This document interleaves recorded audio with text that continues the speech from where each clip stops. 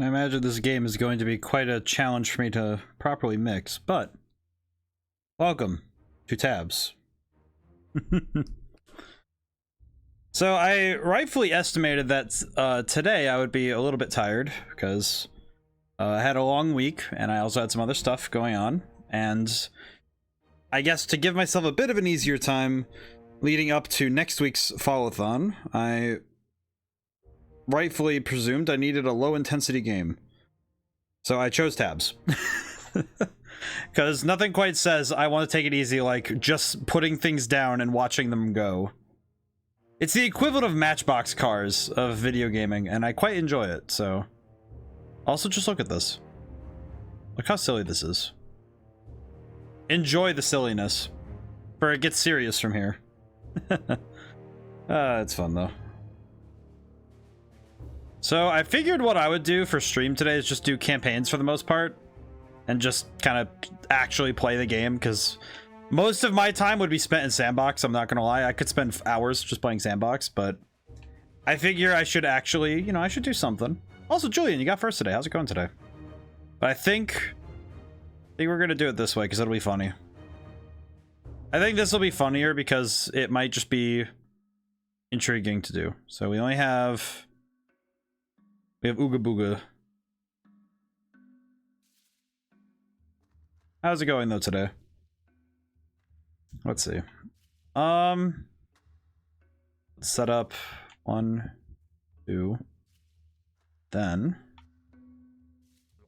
1, 2, 3, 4. I don't have enough for another one, so how do I get rid of units? Remove unit. Okay. Oh, third spear thrower? Excellent. Alright, do you see my people arrive message 10 minutes ago? I don't believe I did. Oh no, now I see it. I see it now. Which is weird, because I only streamed a couple minutes ago. Now I see it. I see people arrive now. My goodness. Now I see it. I was not expecting such a thing. I was not prepared, truly. Now let's see if this battle goes well. Watch from cinematic angles.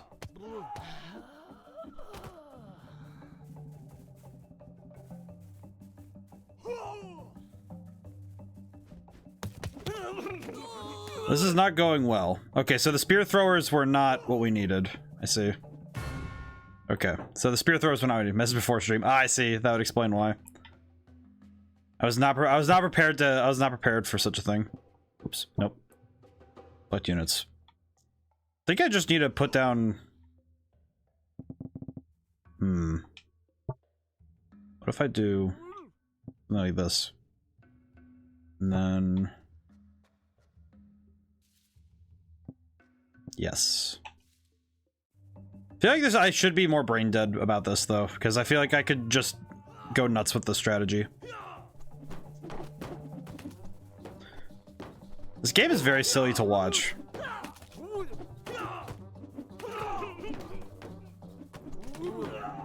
I am still losing this somehow.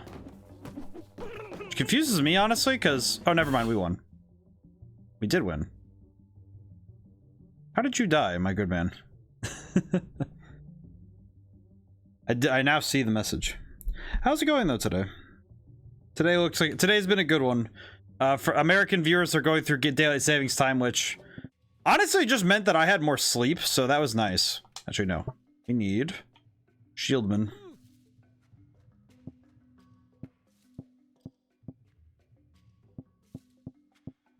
There we are. I'm certain this will go well. Yes. Shields are the almighty stopper.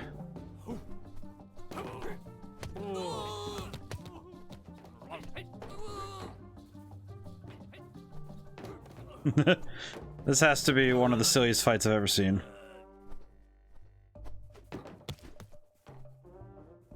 I see. This lone spearman is getting attacked. Oh man, I love this. I think this game's also hilarious just because of the nature of it, because it's kind of like setting up a Rube Goldberg machine where it's like, okay, I'm gonna set up something and see how it does. Which is a very different sort of fight than simply... It's different than when you're actively taking part, right? Because when you're actively taking part in a fight, you can change how things go. And the fact that this is very much, okay, yeah, we're gonna have... The battle is at the mercy of those who fight it. It's a very different type of thing. But you know what? I'm gonna spread out these guys a little bit. And then put one shieldman on the side. And he will be the anchor of this entire fight. I think as a game, I think this... I feel like Tabs is actually, well, it's deceptively simple in design. In that it's like, oh yeah, you just watch little dudes fight, but consider that each of these dudes have to be given they have to be given AI, they have to truly be designed in a way to be, to properly fight against an enemy. And they have to be in a way balanced, but that balancing does come from this very bizarre, hey, we're gonna have different technologies and different methods of warfare waged here. Which is interesting. I think I lost this one, but I had the right idea.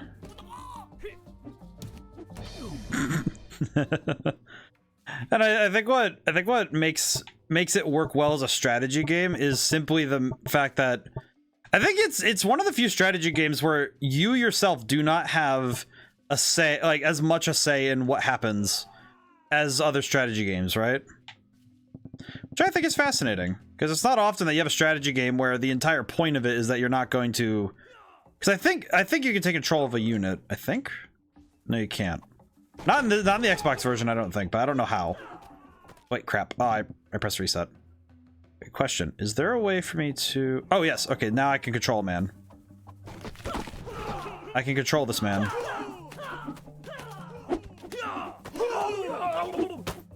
I can control this man. Ow. Hello, sir. I see.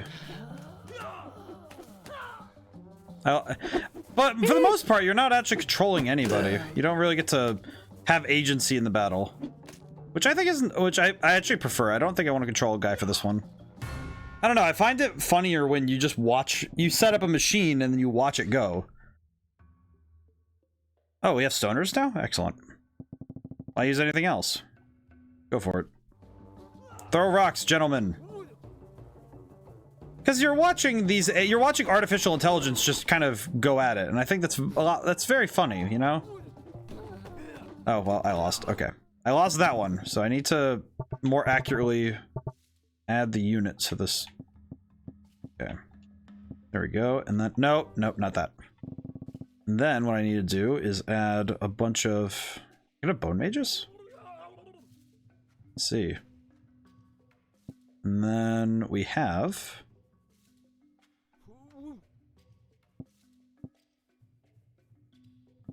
There we go.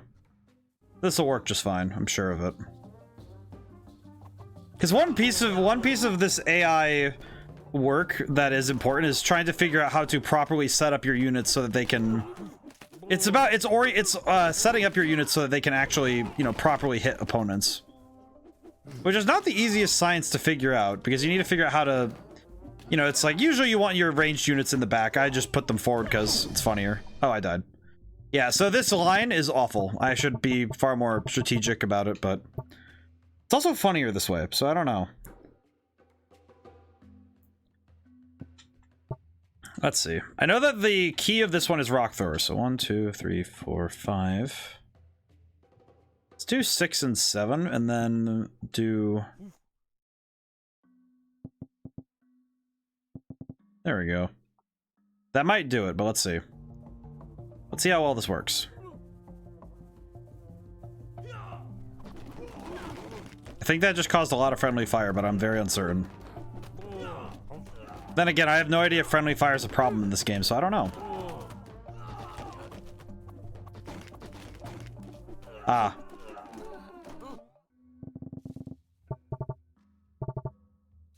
I think games like this are interesting just because you don't really have agency over what is about to happen. You just have...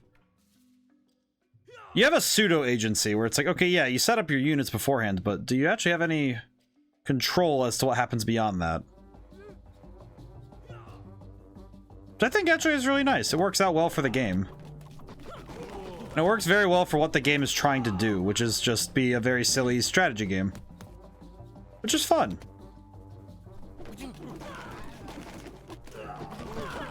I think I still lost this one. Okay, yeah, I did. Kind of surprised I keep losing because I'm not... I guess I'm just more surprised just because it feels like, okay, yeah, this shouldn't be... This is not rocket science, so I'm very concerned as to how well this is gonna go if I keep if I keep losing because I don't know what I'm doing. I think it's fun. There's something very funny though. I think it's obvious, like obviously the funny aesthetic of just these goofy, googly-eyed little dudes trying to wage war is very fun, but it belies the actual technical prowess that is being put on display here, because this is a lot of entities doing a lot of interesting stuff all at the same time, which is not an easy thing to do, mind you. Okay, stones. Okay, question. If I just do 11 stoners further back, will that help? I'm very curious if this will actually work.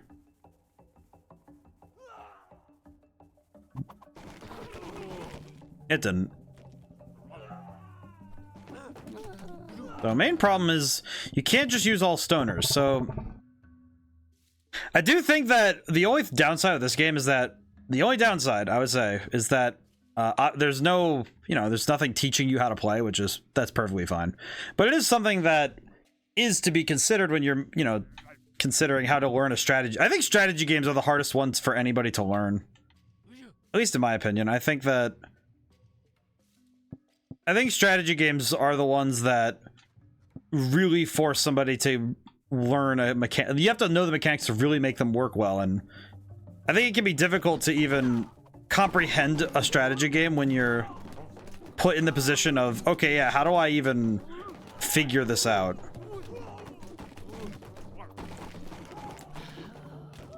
Because figuring out a strategy game is hard. There's a lot of intricacy to actually good, you know, actual strategy. Because actual strategy is rather hard to figure out, because it's not just a matter of... It's not just, oh, figure it out. It's a lot of trial and error that you don't really get to have in the real world, so... Okay, I am having a heck of a time trying to get past this battle for some reason, and I'm not sure why. I feel like my problem is I'm not really understanding... I'm definitely not understanding how to handle multiple units like this.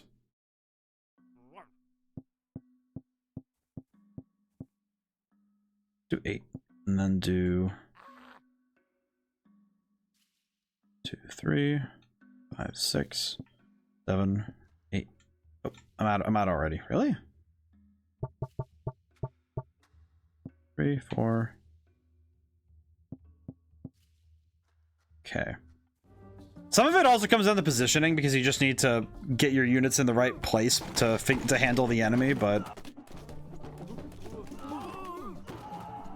kind of wondering that that my positioning is awful. Yeah, it is. Okay.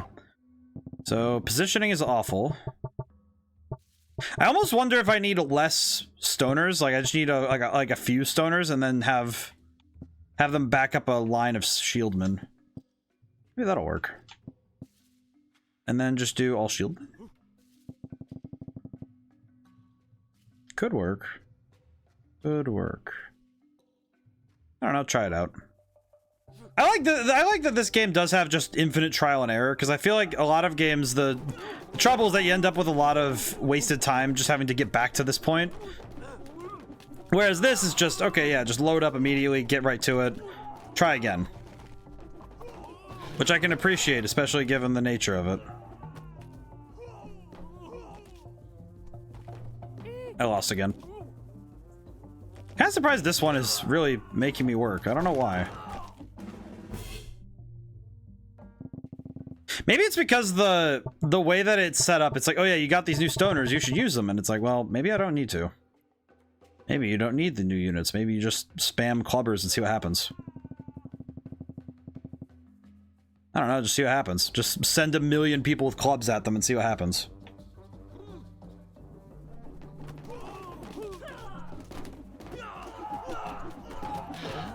I don't think this is working.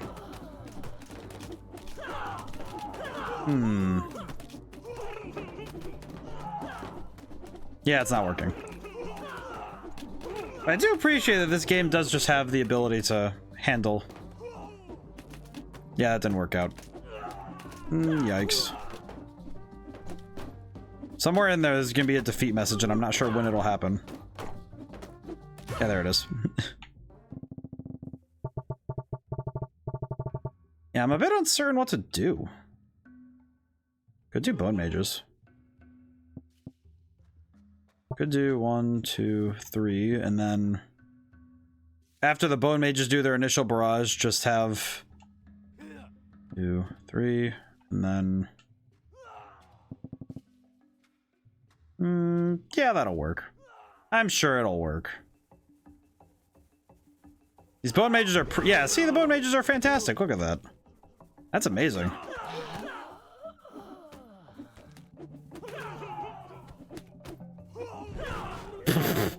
Oh, whoops, we killed one of our own, but it's okay.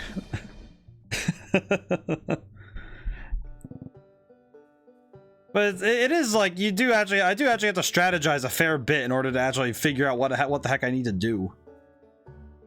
I was given, let's see, I have the tribal units. I have all the tribal units now. I cannot quite use the mammoth, but we have chieftains. 3 chieftains might do it. Mayhaps. Take down the tiny Elijah Woods. Amazing work, gents. Oh, that really was just as easy. But I think even if you just throw down a... It's like this game has the combination of very silly aesthetic and... It's deceptive, because there's a lot going on strategy-wise that isn't really ever put to the forefront, and I think it's funny. Oh boy, look at this freaking mammoth dude. Ah yes, the ultimate being of war. The face like that. This thing is really trying its best. Come on, buddy, you can do it. Good, there you go. There you go, pal. Hit him. Hit him, buddy. Come on, big guy. Big... The face of your destroyer. But again, it comes down to, okay, you have to strategically figure out what is going on in front of you and how do you handle it. And I think this game actually, in a weird way, is great at showcasing how strategy works. Which is very bizarre to say, given that it's a bunch of googly-eyed dudes throwing stuff at each other. But it works really well for trying to... It highlights how... it highlights real strategy, which I think is fun. I think it does a good job of just giving you a space to try and, you know, try and figure out your strategic ideas. Because this is much more the view of a general than it is the view of any sort of battle. You're not a combatant in the war. You're the one you're the one planning it, which is a very different sort of beast. You know, if you're not the one fighting in it, it's a lot harder to have direct impact. All you can do is hope that your choices were correct when you send your soldiers to war. And mine are dubious at best right now, because, yeah, I lost. I see. So the spearmen were not a good move. I think the stoners are the ones we need, so we can hit these fools with rocks. Do we need to space them out more? I think spacing them out more would also help. There we go. Amazing. Real up close and cinematic. Get them, boys. Look at this. Behold the horrors of war. You know, I actually wrote recently. Oh wow, that was a quick victory. I actually wrote recently the chapter of philosophy on graphic content in video games, and it's funny though because it's funny considering the nature of graphic content when it's like, okay, yeah, you're talking about war, and then we do stuff like this where we just kind of make war into a frankly silly endeavor. And at times I think it almost reduces the effectiveness when somebody says, oh, I want to discuss the real struggles of war, and then you have strategic battle simulators that are this silly. Truly, we are innovating on the horrors of war by having such nonsense that happen. It's also just hilarious looking. But there is something to be said about, you know, making war look comical. It can be a bit problematic at times, but honestly, this game is just for fun. It's for fun. And it knows it's for fun. And that's why it's silly like this. Behold its silliness. Alright, you got it. Perish. Okay, wait, this guy just got hit by a rock. Oh no. Oh no, poor little hobbit got crushed. Oh, that's not good. That's a little rough for him. Oh boy. Oh, I only have farmers. I have a high level of farmers, I see. I'll break their front line with a wheelbarrow.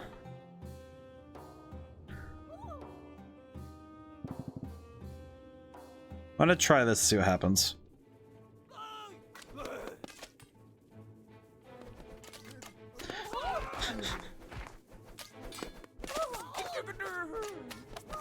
Well, I do not believe the halflings were ready for this battle. They were not. They were not at all.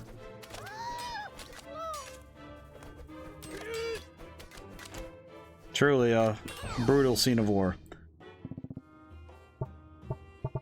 But I think the comedy found in battle is interesting. I'll bring the scarecrow, 2 hay balers. Sure. Want to see what happens.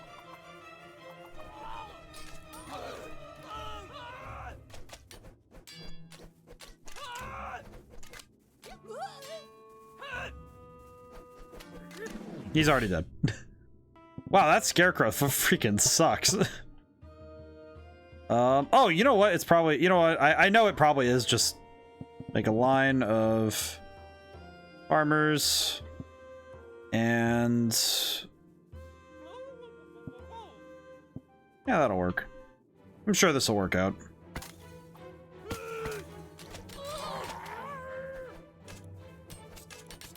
I like that they're weapon. I think the funniest thing about the animations of this game is it's always weapon first. Like whatever is considered the weapon on a character, that is what always goes first when a unit moves. And I think that's what makes the animations look so funny. Is because it always appears that they're being dragged along like puppets, which is what makes them look so funny. Why did they send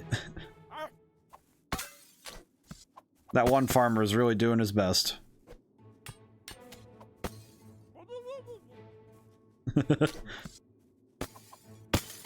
Get him. Kill him. He got him in a headlock. Oh, there you go. He's dead. I love the face of this guy. Well, that's a good one. I might need to use that. It's fun.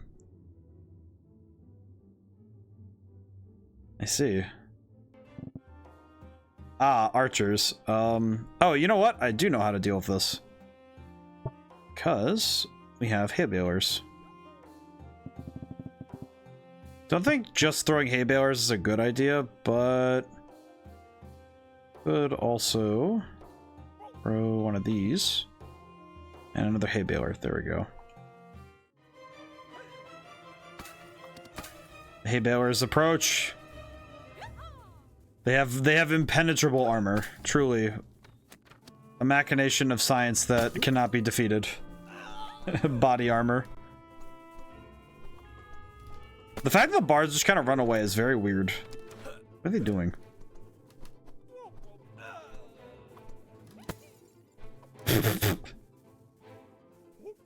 What is happening?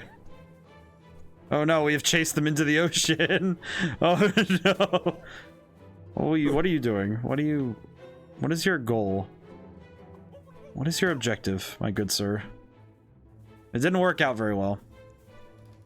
Now, where's the last bard? I don't really know how the bards work. I know they support the other units, but I don't know what they actually do. Oh, he's down there, I see. I guess like all good music, I guess a true artist to the end, just jumping off a cliff when things get rough. Oh, that's a catapult. That's not good.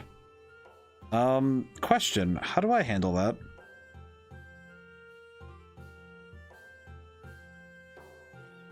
Two, three, four, five. 3, 4, 5.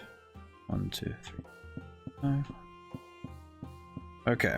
I then have a little bit of extra unit to send 4 halflings down the middle lane. Which seems to have been a good idea, because that means that their first shot was just to kill halflings, which is good. Oh no, the catapult's rearmed. Oh no! Gentlemen! A single hay baler approaches. Kill 10 units with catapult with 1 stone. I don't think that counts if I'm the one... How does that work if I'm the one who's... That seems weird. Alright.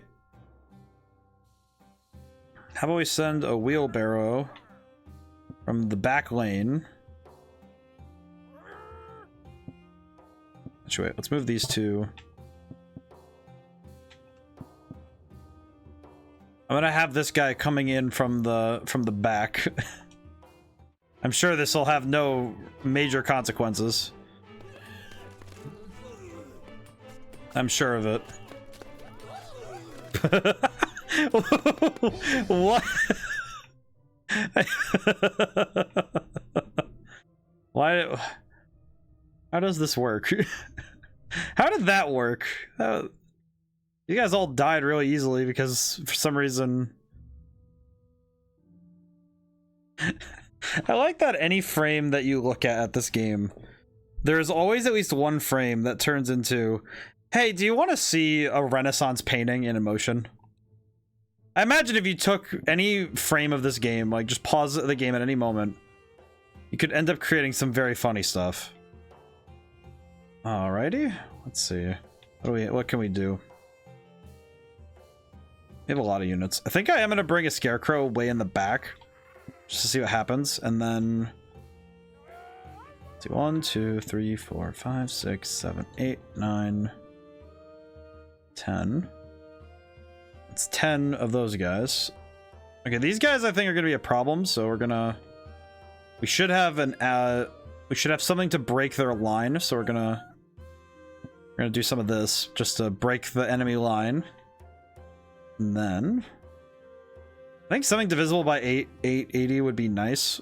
So we'll do, let's see. Let's do 1, 2, 3.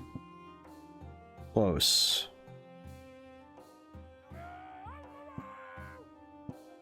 This is very close, but not quite. Ha, there we go. 20 units clean. Let's see how well it goes.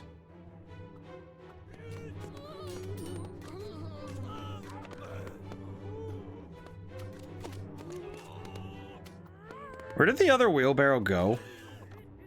Oh, that's right, it died. Okay, never mind. My brain, I really had to take that in for a moment.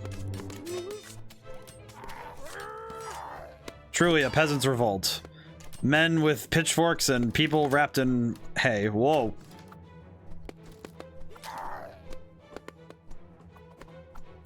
The birds approach the king. Oh, he's dead. Oh, we killed him. That's excellent. I think I also just appreciate when a game just lets you just quietly take in the notion of nonsense. I don't know. I think there's just something. There is something to be said about having a game where you just get to have some silliness involved. Let's see. BRB meeting. All right, well, have fun with I hope the meeting goes well. As always, I hope that efficient meetings are good meetings.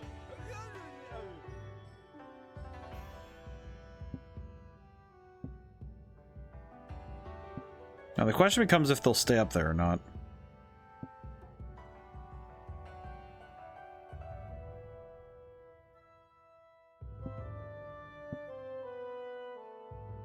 That becomes the real question, doesn't it?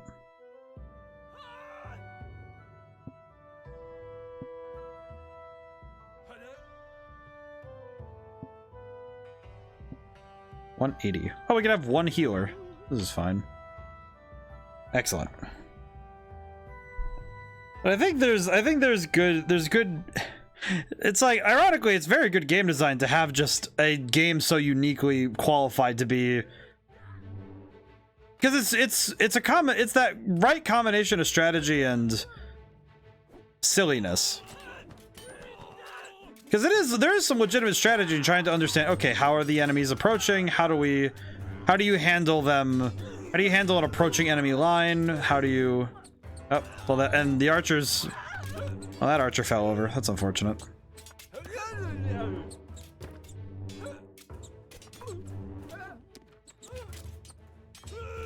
And how do you deal with differing weapon types, you know? It's like, okay, well, this enemy has a weapon that is very difficult for us to handle because they have, you know, the long spears and the shields. Essentially, they have formed a very, very well-maintained phalanx, and it's like, okay, well, how do you handle that enemy?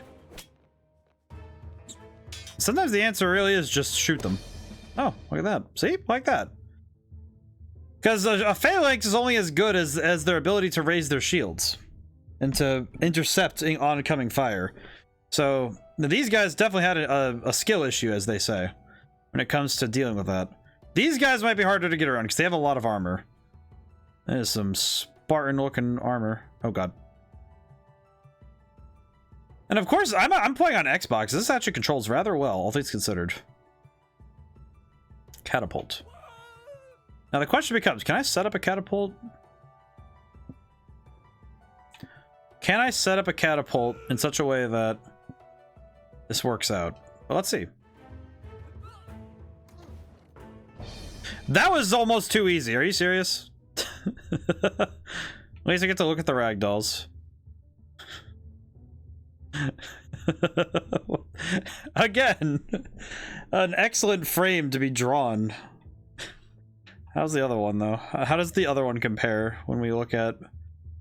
Oh, this one's not as cinematic, but this guy is absolutely dying in the most dramatic fashion. He is sent into the sky.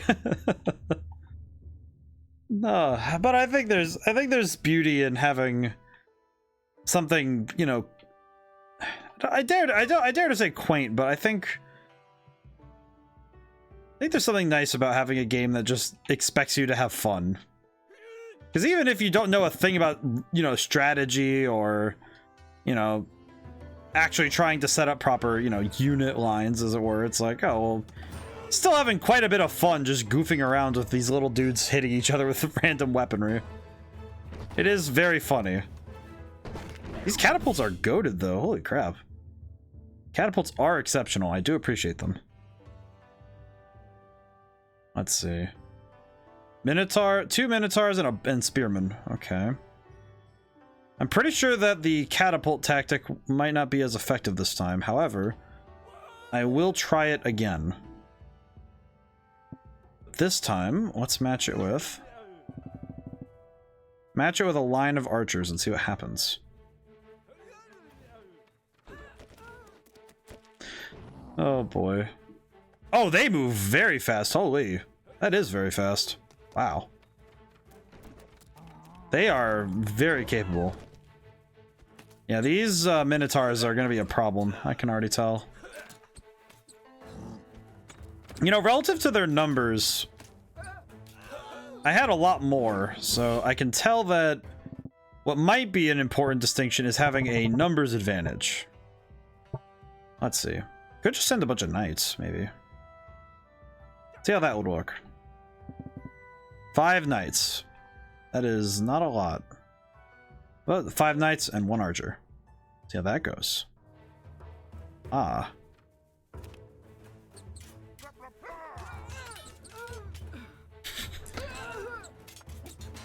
Well, the knights are doing pretty well, actually. I'm actually kind of surprised. This one is having some trouble. What is... Are you okay, buddy? Oh no, your arm got glitched. Your shield is messed up. Oh no. My poor sir, you are going to have an issue. Of the skill kind. Now, did one of the Minotaurs... No, both the Minotaurs are still up. So this is... Oh, nope, that is defeat. Oof, yikes. Well, they were doing quite well for a while there, so... Maybe we bring the king. And... 4 healers. Let's see. 3 bards. And a lot of U-shape of squires. Yes, that will work. I also like the backgrounds. Like, they're simple but effective, and I think that's nice. There is something to be said about having simple and effective backgrounds, you know, just having like a little backdrop for your battles. Alright, well, the king's doing pretty well, but I'm kind of worried he's going to get cooked. Especially given that his backup is now starting to get attacked by the enemy line. That was a priest getting thrown across the battlefield. That's unfortunate. The bards are getting... Oh, the king is dead. Holy. Okay. It might do me well to have a preliminary 3 men to get jumped and then have the rest of my line further back. There we are. And then 1, 2, 3, 4, 5. 1, 2, 3, 4, 5. And then let's see. 2, 3. 2, 3. And 1 guy in the middle for kicks. A full 30 units to deal with these 8 people. Oh no, they're attacking the archer line first. That's not good. Oh no, please. Not the archer line. Hopefully we can actually deal with this, but I'm pretty sure that's not going to be the case. I think, you know what though, in terms of actual design, I think it actually does the game very well to have a very low poly style. Because you can very easily see the polygons on every model. And I think it works very well in their favor to have that sort of style. Where it's this very goofy... It's because the low poly also helps sell the lighting. And helps give an idea as to where the lighting is. Which I think actually works in its favor. You know what I will do? I think I'm just going to do another U-shape back here. I feel like just having... Oh, I see. I'm out of resources. Well, specifically, I'm out of people space. 1.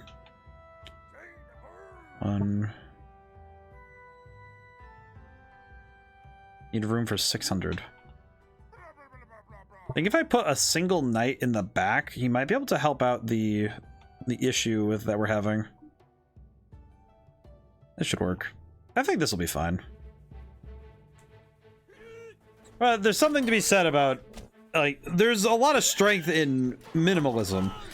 Like, these actually look, these are like technically very sound models in terms of actual aesthetic, all things considered. Like like actual, you know, fidelity in terms of graphics. You know, it actually is quite good, all things considered. Wait, is the knight dead? He is dead. Or is he dead? Is he dead? No, there's a single squire there who is throwing hands, but that guy died. That Minotaur is very hard to deal with. Alrighty, let me clear my side. I think I'm having definitely having a skissue for sure. Let's have, I think having a single catapult in the back would be nice. And 1, 2, 3, 4, 5? Yeah, 5. And then 3. 1, 2, 3. I think having the... If I can pull the enemy units to the sides, that might work, maybe. Maybe. There we go. But it's also not. I think like if we actually take like a gander at the areas, it's like a lot of you can very easily see where you can see all the polygons, you can see where things are placed in the setting. But it actually works well to just build up this setting as just being, it all works together, and it's interesting because it really shows how little you need to evoke both the shape and the mood. Because even though with minimal polygons, yes, this is a Greek column. Yes, this is Hellenistic style architecture. And we also, the music's also very, music's also quite diegetic. It's nice. And all the plants they don't need that much, because creators obviously understood, hey, we don't really need to break the bank, as it were, trying to make these things look a certain way. It's like, oh, we can just make the thing and have fun with it. And we don't have to worry so much about being, so specific. Which is nice. And I was correct that please don't shoot that one dude. Yeah, there we go. Hit the Minotaur. Oh, that almost killed him. That was excellent. Oh, this guy's walking with his sword behind his back. He's trying to hide it. I see. And of course, ragdoll physics never hurt any game's effectiveness in terms of sheer looks. Oh dear. Oh dear. Please, no, not the catapult. The catapult's my pride and joy, please. Oh god, it is floating. The catapult is in air.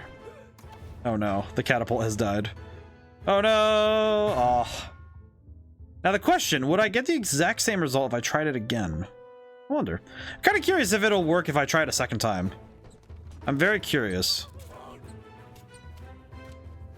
I don't think it will, but I'm very curious now. Yeah, see, so one other thing that's nice about this game is that the various times I've tried different things, it works differently each time, because the AI do different things, because it's on initialization that the AI works, which actually works very well for just having the game be different. Of course, it doesn't work for me right now, because unfortunately this is a loss. At least I'm certain it's a loss, but we could win. I think we got numbers. It could work. Perhaps. I do think this will certainly be one of my less favorable game choices, but I think that's fine. Genuinely, I think that it's more fun to play games that you're happy to play. And I haven't played this one in a while, and I'm happy to check it out again.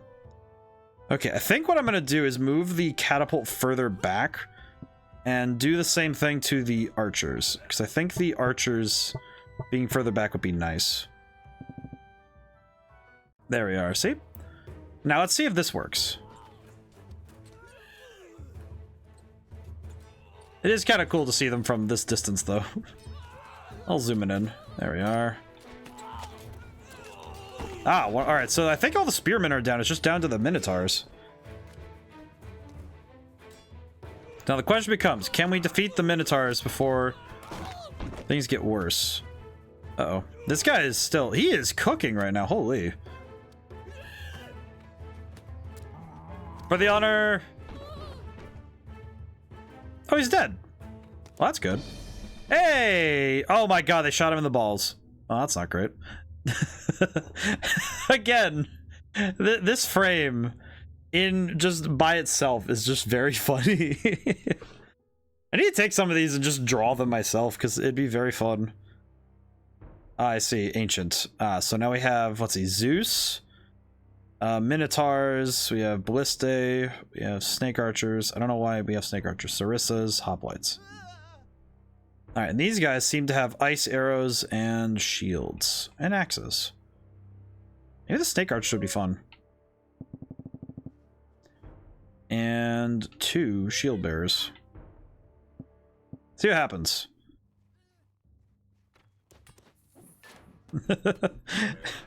I'm just firing snakes at him. Wait, can I? Oh, I can press A to pause. Why? Oh, it's slow motion.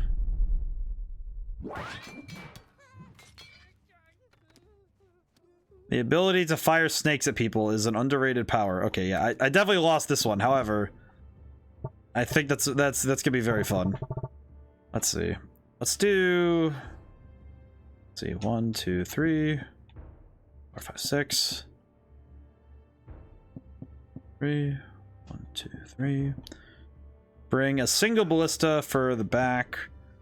Then extra.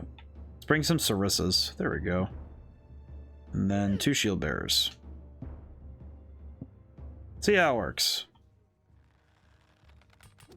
Like, even these effects are just, it's nice that it's almost that it's like it's better that the effects stay simple, because it means that there's no breaks in the artistic style, which is probably a comedic statement to make given this game. Because saying artistic style while looking at these goobers is probably a bit of a joke, but I think it's worthwhile to investigate. He's dead. But there's power in it. There's power in simplicity, and I think this game does that really well. So I think also this is kind of, I think this game is proof of concept that a good physics engine can really carry you a long way in making something very fun.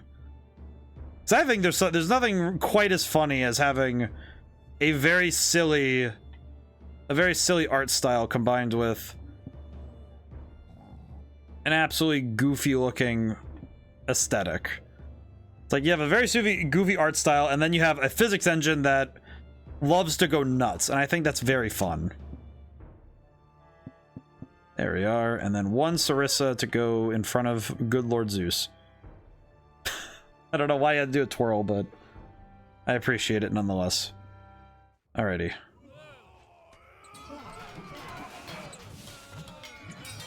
It's just fun. I think it is also just the comedic power of both ragdolls and, you know, just the silly, like, it's like the ragdolls and the silliness of the animations. I think the animation team definitely needs a thumbs up for this, because it's very funny. Oh no, Zeus!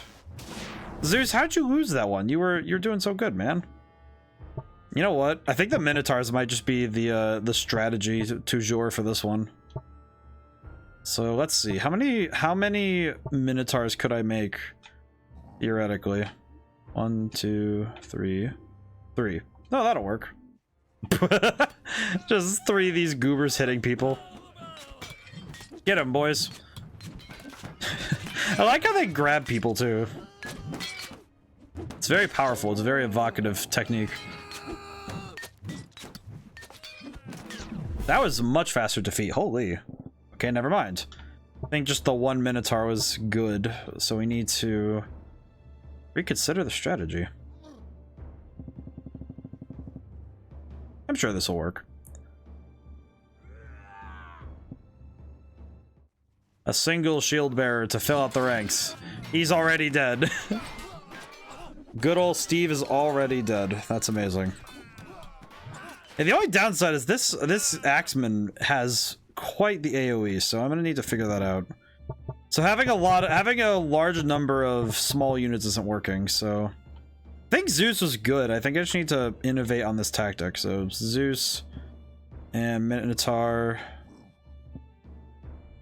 Definitely need to get rid of the small guys early so we don't have to worry so much. Liste. Could do that and then 3 shield bearers and see what happens.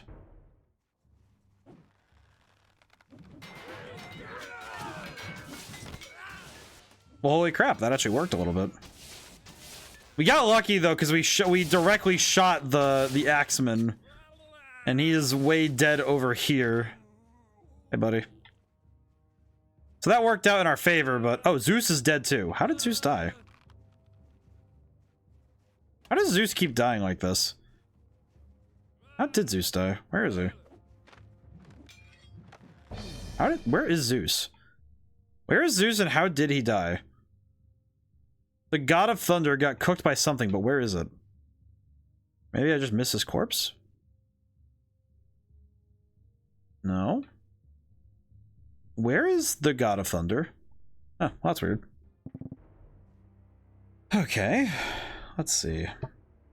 Worked out pretty well though to have that, so maybe just a See what happens, I guess.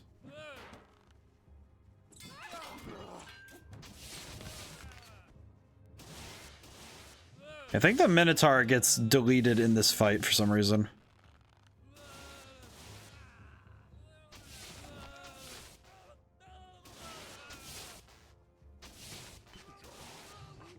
It is very funny, though, that the concept of Zeus getting beat up by a random dude with an axe is pretty good. Ah, so Zeus dies because he got hit by a bunch of people. I see.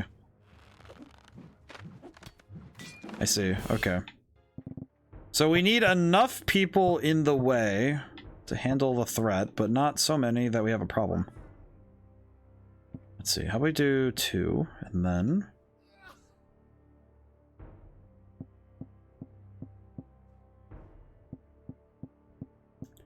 This is it. It's funny because I told myself, oh yeah, you're going to play a game that's going to be relatively easy on the brain, and now I'm already like, oh yeah, I have to figure this out. I have to figure this out somehow.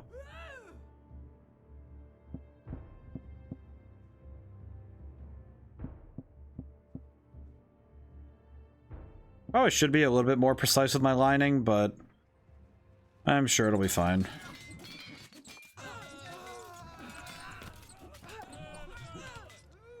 Seems like it's going okay so far, but looks to be deceiving.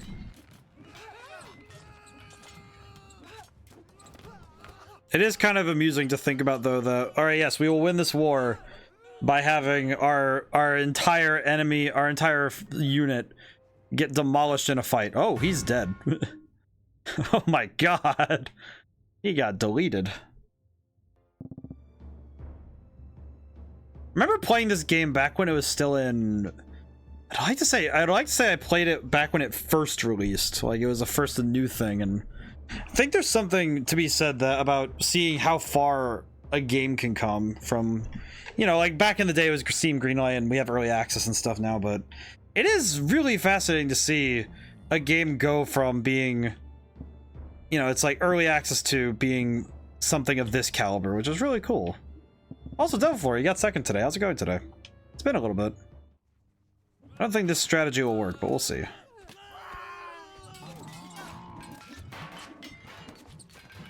How's it going? Also, just like in terms of graphics, I think it's like very funny about a game that just knows that's like, yeah, we don't really need textures. What is that? We don't need that. Because where they do it is if they do textures, it's probably right here. Nope, that's just modeled. I think they do a good job of just making it. It's like, oh, it looks what it needs. Good, man. My internet's being drowned by Epic Games. It's how is one's internet drowned by Epic Games? That seems concerning.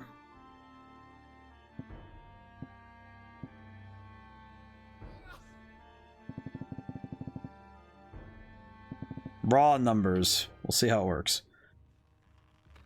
Must be a big download then. Downloading a game? Ah, I see, I see. Oh, it happens. I think all of my army died. It's using all my internet. Ah, I see. I can imagine that.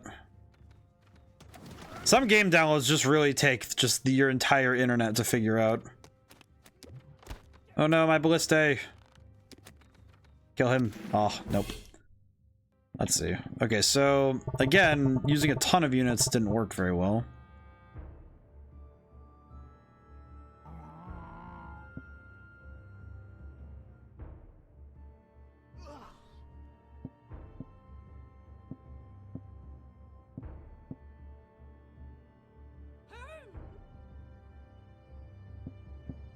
But there's a, I think when downloads get too big, I think sometimes a game can really push me away. I've had a few games recently where I looked at the download space, like the size of the download, and that alone made me think, yeah, I think I'm good. Because there have been a couple game releases recently where it's an 80 plus, if it's an 80 plus gig download, I have to really be sure I'm going to play it and commit to it, and some of them, it's just like, I don't think I really want to commit to such a thing, to be honest. It's certainly one of those things where I have to really think critically, am I going to play this game a lot? Am I going to enjoy it? And have to make that decision of, okay, yeah, I need to think I'm going to just skip this download or go for it. Oh dear. Yeah, that's gonna be death. Yep.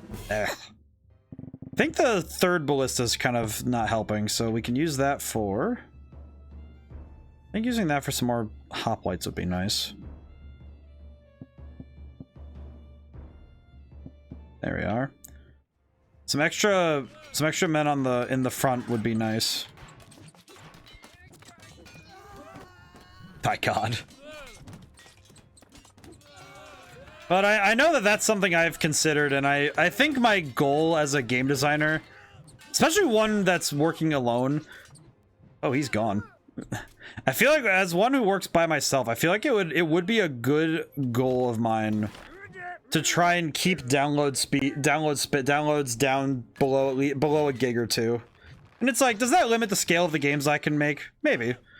But I do think there is merit in trying to limit download sizes, because I think if every game is an 80 gigabyte download, I feel like it just kind of becomes an exercise in patience, which I don't think is something everybody wants. So I think that is something to consider. Because not everybody has the patience or the space on their computer to run a game that requires, you know, 80 gigs. As much as I'm pretty sure everybody, like every game dev, would love to presume that their players are going to all have, you know, the latest graphics cards and all sorts of nonsense. It's very hard to presume such things. So you have to approach that with some mindfulness. I think that is where, because I think also with the constraints of systems, you also find some of the best work has been done. Because when you're willing to constrain yourself and say, okay, yeah, we need to, you know, slow our roll in terms of, you know, data space, it does make you a little bit more aware of how much space you're taking up on like a person's computer. And I think that's really neat.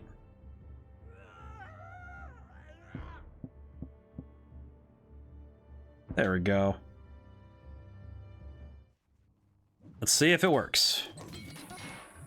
Maybe it will, maybe it won't. Money's on no, all things considered, but... Man, these guys are actually kind of tough to deal with. Weirdly enough, these guys are actually surprisingly hard to deal with. The snake archers are doing their job, though, which is good. You got it, Minotaur. Take him down. Get him, boy. Look at that. Look at this beefy boy. Oh, no. He's dead. Well, that's a bit unfortunate. At least the snakes are doing a good job, though. The fact that the snakes actually count as entities is really funny, though, because it means that they actually get stuck up on them. Which is good, because it means that these snake archers won't just die immediately. They are going to die, though, unfortunately. Very fast. Yeah, they're dead. Okay. That didn't work either. Well, dang. Maybe having some snake archers fire early would be good, because it would keep them in place long enough that the other units can work their magic. So I could do this and do 2 Minotaurs. And then a line of... Actually, wait. Let me get rid of these. Space them out a little bit.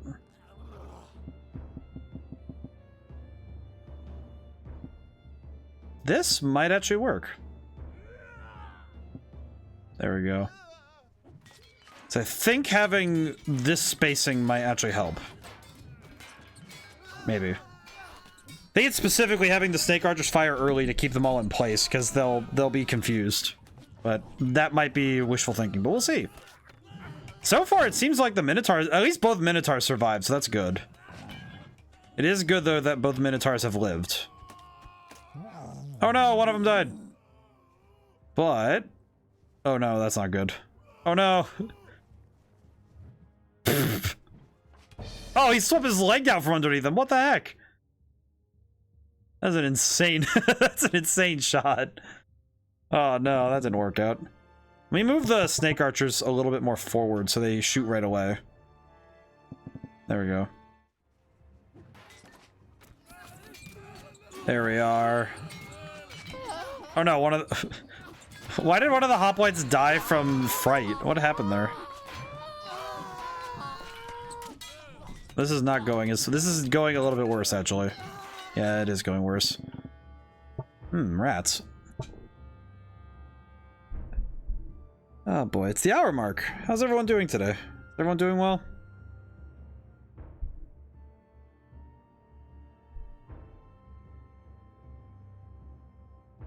Oh boy. It's nice to look at a... I think there's something very silly, though, about just being able to actually take this seriously. Like, ah, yes, I must consider how these units work. I think what I could do, maybe just a line of... Until we hit a zero, like a... Yeah, there we go. And then... I think 2 ballistae in the... Wait, actually, in the... Yeah, right here will do. Ballistae... And then I think a Minotaur breaking their center line is still good. So it means that they're thrown off balance. Still nice. And then 2 shield bearers for coverage. There we are. And I imagine that there are people who could actually get very technical, you know, fancy pants about it, but I think it's almost just better that I don't know what I'm doing. I'm just throwing things at this until it works. I don't actually know what I'm doing. I'm just hoping it works. Granted, I have not yet had a strategy work well. I've had a strategy work well, but not effectively enough to win. Which is important, because if I won, then this would be too easy. So there is merit in their design, because clearly they're designing levels that are hard enough for me to worry, to consider, like, okay, how do I actually win? Hit them. Okay, well, now the 2 strongest units on the field are dead. That is good. Oh, no. Okay, now the question becomes, will this ballista be able to win?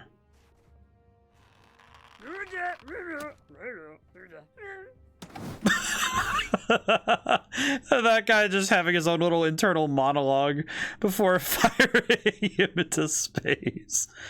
Oh, heavens, that's great. That's fun. We're at the hour mark. How was everyone's weekend? I spent it trying to rest and relax because I spent a lot of time this weekend moving stuff. I got a new office chair, which it's working okay. I think it's just about as good as my old one. Like, the old one, the thing was that it creaks a lot, so using it for streaming and for other stuff was a little bit like, maybe. But what I might end up doing is using this chair for streaming and that chair for like office work until it finally goes. But that seems also very silly, but we'll see. It's like now I have 2 chairs. It's like that chair is not bad. It's just like it's very awkward though. Very noisy too.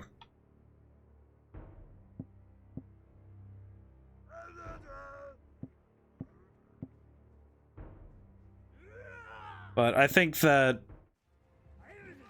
Ooh. I don't know what happened, but it did happen.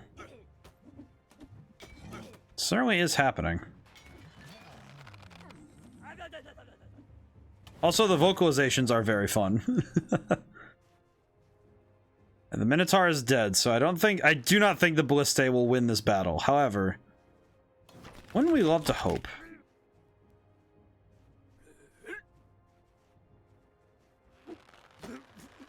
Shoot first, shoot first. Oh no. I wish it was that easy to break something as just hit it really hard with a... Hit it very hard with that. That's very fun. Let's do this to break the line. I almost feel like doing, let's see, 1, 2, 3. And then a little bit of this. Ah. Now we'll see how it works.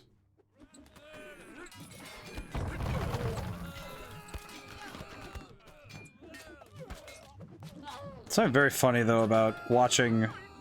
Oh, that went way worse. Holy crap. That went way worse. Holy. Yeah, they have a lot more to deal with this time. Hopefully it works out, but... What is that guy doing?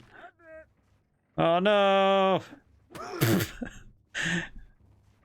Imagine if you build one of the most technologically advanced launchers of objects in the world, and it gets beaten by someone hitting it with a stick. Truly the most powerful weapon. It's the weapon to surpass Metal Gear. Freaking stick. Of all weapons, though, the stick is the most valuable to learn. The fact that anything can truly be a weapon of true effectiveness in the hands of somebody who knows what they're doing, it's an important thing to understand. I love the vocalizations of these guys. They're very fun. What is this guy doing? Okay, yeah, I think the ballistae are a good strategy. I just need to figure out how to use them properly. Alright, I am noticing though that this guy's dying when those ships fall, so I need to trigger them early. And then have a bunch of people just fire in afterwards. Let's put one in the back. Ha. Maybe this'll work. Yeah, because then these guys will all go off. Yeah, there they go. Yeah, see? And they all went off, and now the Minotaur can go do his thing without issue. There we go. That is much better. Look at that. It's more like this game is about sequencing. It's kind of like sequencing, you know, various triggers to go off in a row, right? And that's your hope, is that you'll be able to cause them all to go off at the right times. And that's how you set up the strategy. Introduction to the game. Will you playing, updating? Thank you. Okay, so that was the introduction. So we have so many more campaigns. Holy crap, we have so many campaigns to play. So you have the adventure, the challenge, dynasty, pirate, renaissance, spoopy. We have all these to do, and we have much time to play. I think I actually want to play. I kind of want to play dynasty. I want to play dynasty. I think I'll do that one next. Oh my god, there's so many. There are so many levels. It also is nice though that they have a lot of material in general for this section. Oh, cool. We have the Vikings now. Ice archers, longship, Jarl. Because I think there's something nice about having a lot of. You have a lot of content for single player, and I think that's really nice. So I think some games make the mistake of thinking that multiplayer is enough to justify someone playing, you know, like it's like, oh, they'll play the game just because they have multiplayer. It's like, it's not always as simple, you know? It's like, I wish it was, you know, that you could just, oh, you threw a multiplayer together. Okay, fantastic. We have enough for a video game. And it's like, well, do we? So I think single player content is where people truly learn the video game. You know, they spend the time learning, they take the time to play. And I think that's where they really get to hone their skill. I am definitely a big proponent to having single player content come first. Because I think a multiplayer mode should only be like, you know, obviously in fighting games, I think it's important to have, you know, obviously you need multiplayer. You want to fight opponents, but I think that sometimes it's like the multiplayer comes first, you know, it's like, oh, we're going to, and in terms of design aspects, that is it's good to do so, to have the multiplayer at your mind. You know, if you're gonna have multiplayer in your game, it should be one of those things that should be in your mind from the very beginning. It should be one of the first things you understand, like, okay, is this game gonna have multiplayer? Yes or no? And if yes, okay, then plan around it. But it is another thing though to be able to handle, or at least have multiplayer work with what you're doing. So I think sometimes game devs start with, oh, we're gonna make a multiplayer, you know, X genre game, and from there it's like, okay, what else are you gonna do? What else will you do with yourself? Because there's more to it than just, you know, throw together, oh, it's multiplayer. Well, that doesn't bring people. What else will you have? At least in my opinion, I think I might be in the minority with that. But I think that's because I think I also just firmly believe that multiplayer should be, it should be there to enhance the experience of a game that's already there, not at the expense of having other stuff in your game.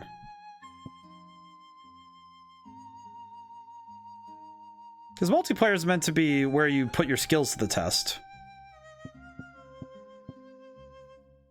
Especially after you learn, you know, you learn some good things about the game and the systems you're working with. Probably could get away with just using, let's see, 680. Why divide that evenly? Let's have a hoplite there, and then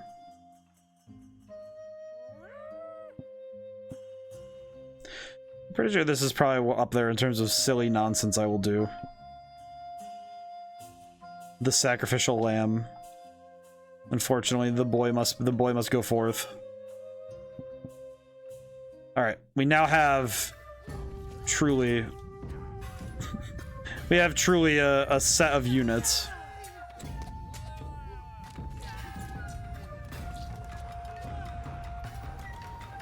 Oh my god! Oh, he got sent to the stratosphere. Oh lordy. Kill them! The shinobi have no power against the catapult.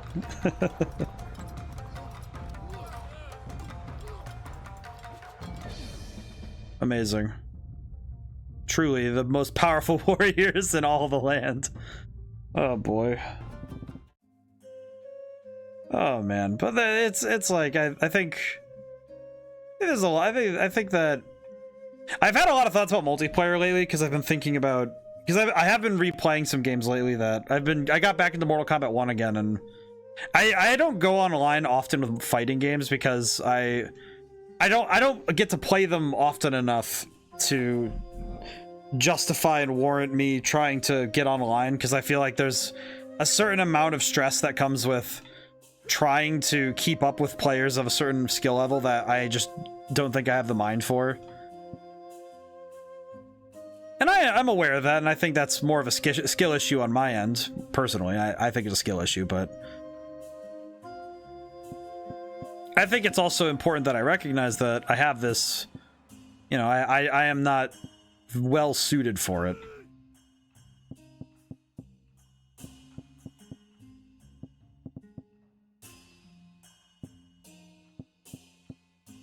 I'm sure this will be fine.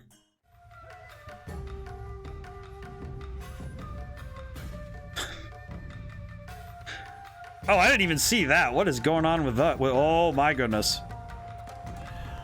Oh, I see. Those archers are fireworks launchers. Those are worrying, to say the least. Oh, the catapult's already dead. Holy, really? That was fast. Oh wait, no, the catapult's fine. I see. Oh no, the fireworks are really strong. My goodness, that is potent. That is very potent. I should probably choose somebody who can get in fast and get in right away. Probably should set up closer to their front line so I can actually deal with them quick. See. Hi back. Hey Julian. We're just messing around. I will say I'm happy I chose this game for this Sunday, because I am doing my best in terms of keeping my brain working properly. Dream of the day we don't have to work anymore. I think I dream of the day that we can busy ourselves with stuff that of dreams, you know, the stuff that we wish to do, but I don't know if I'd ever want to stop working. I guess it depends on the job, of course, but I know for me personally, I don't know if I'd ever want to stop the job I'm doing. But of course, I might have to put some stuff to the side for a little bit. Oh, they just killed them immediately. Okay, yeah, that actually was probably the worst strategy I've had. Holy, my goodness. But I think it depends. I think it truly depends on what's up, you know.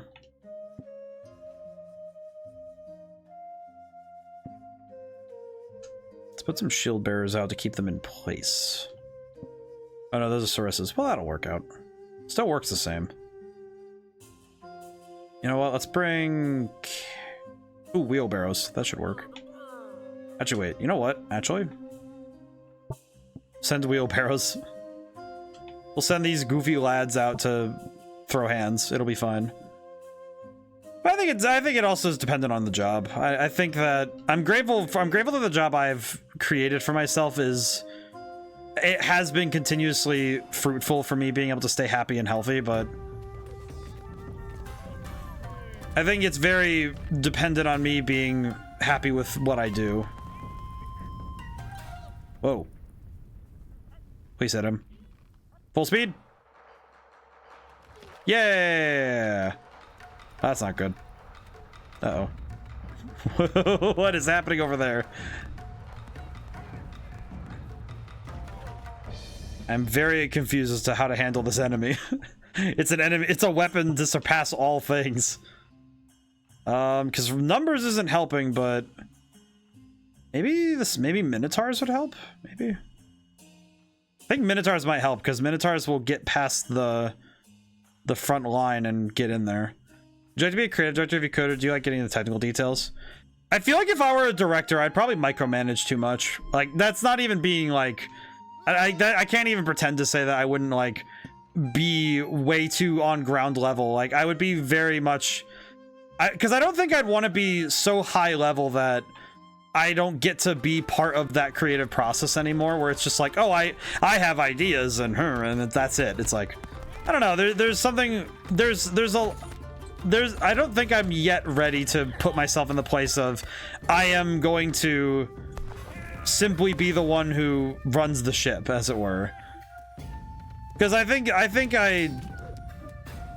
it's tough too because of where I am currently in my career, where I like the position I have where I get to, you know, just make as I wish and do as I will, but it's like theoretically I could be more successful if I was in that level, but I don't know if I think I just like working on the thing more than being like, I couldn't be the person who like they say, oh yeah, go up and tell everybody about the thing. It's like, I don't think I'd want to.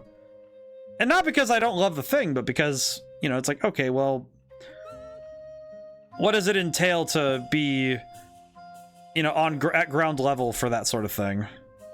I think that's just, I don't know. I think I like being the person. I like being someone who makes things far more than I like being somebody in charge of things. But I think it's just also my nature. I think because in all things, one thing I always worry about is what the application of power would do to me as a person. Which sounds weird, but it's like, it comes from a place of genuine concern that having power over something would be, like, genuine power over, you know, it's like, would be a transforming experience and maybe not for the best.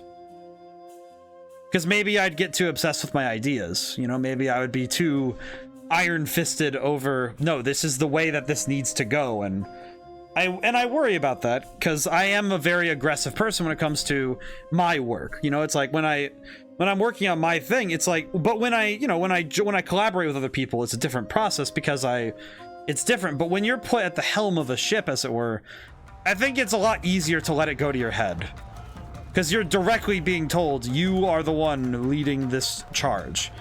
And I think that is a far more, I don't want to say problematic, but I think for me, it would be very difficult for me to do that. At least I think so. But I also think that, you know, the measure of somebody is what they do with power. So I don't know. Maybe I'd have fun with it. Maybe that I would find that position very fun, but I don't know. I guess the trouble is that I like enjoying the work I do. And if I'm stuck being, you know, stuck with it, as it were. Patty the boss, can you please send a message so I know that you're real? But thank you so much. But I think that's the hey Patty. Okay, thank you. Yes, apologies. We've had a bot issue lately, so I have that in the chat. It's like a rule for, it's like, oh yeah, please say hi when you follow. It's like, but how are you doing? I just kind of rambling right now, but we're kind of zened right now. It's nice. How are you doing? Need to figure out how to beat this rival army. But I think, you know, it's like, I think the measure of somebody is, well, it's like, you know, it's like, obviously, if you're given a position of power, oh, my boy. Let me go get my boy. Where is my boy? There he is. What kind of things drive your creativity? Oh. Some of it's my passion to make things, because I think a great deal of it is my desire to make things. Like, my number one goal in all of life is to make people happy. So making things is my number one goal, is to make things and then hand them to people and be like, oh, and say, and ask, like, and, you know, say, here you go, I've made the thing. And I hope that, you know, it makes people happy when I make the thing. I brought my boy out to listen to me talk about this, but and I think there's power in joy in making other people, making them happy, because that's the thing that's the thing I wanted to do. Do horror games make people happy? I think so, because I think horror offers a catharsis for negative emotions that we don't often get to release. You know, it's like, because we have a lot of anxiety. I think a lot of people have a lot of anxieties they never really get to get out, you know? And I think horror is a place where people get to get those out without it being... It's a safe place to get out those sort of harmful emotions that are really hard to actually engage with and talk about when you're considering a place of... You know, when you play, you know, it's like when you're in a place of insecurity, it's like, it's nice that you have the ability to say, hey, I want to enter this scary space. And then when the place is, okay, too scary, I think it's good, because it's sort of like, I liken horror to metal music, where metal and music like metal is people grappling with negative emotions. Because I think there's a lot of music for grappling with negative emotions. Like, you know, obviously the blues have covered sadness for decades, but I think metal covers anger in a way that other songs just can't get. You can't truly reach anger in music without it being loud, oppressive, and, you know, it's almost painful to listen to, but it's because it's like, it's very hard to reach, it's very hard to have catharsis from pain without it. Like, the pain has to be relieved. So to relieve that pain, you need to make it literal, and I think that's important. And I think fear is something that we often try to neglect because it's a lot easier for us to just ignore that, right? And I think horror does a great job of that, where it's like you're able to deal with, you know, you have a scary situation, and at any moment you can say, okay, yeah, I've had enough, I can turn it off. I did that when I played The Bunker. I had enough of that stressful situation and said, yep, I'm good. But I think that it's good. I think it's good for us now and then to grapple with feelings that aren't always happy.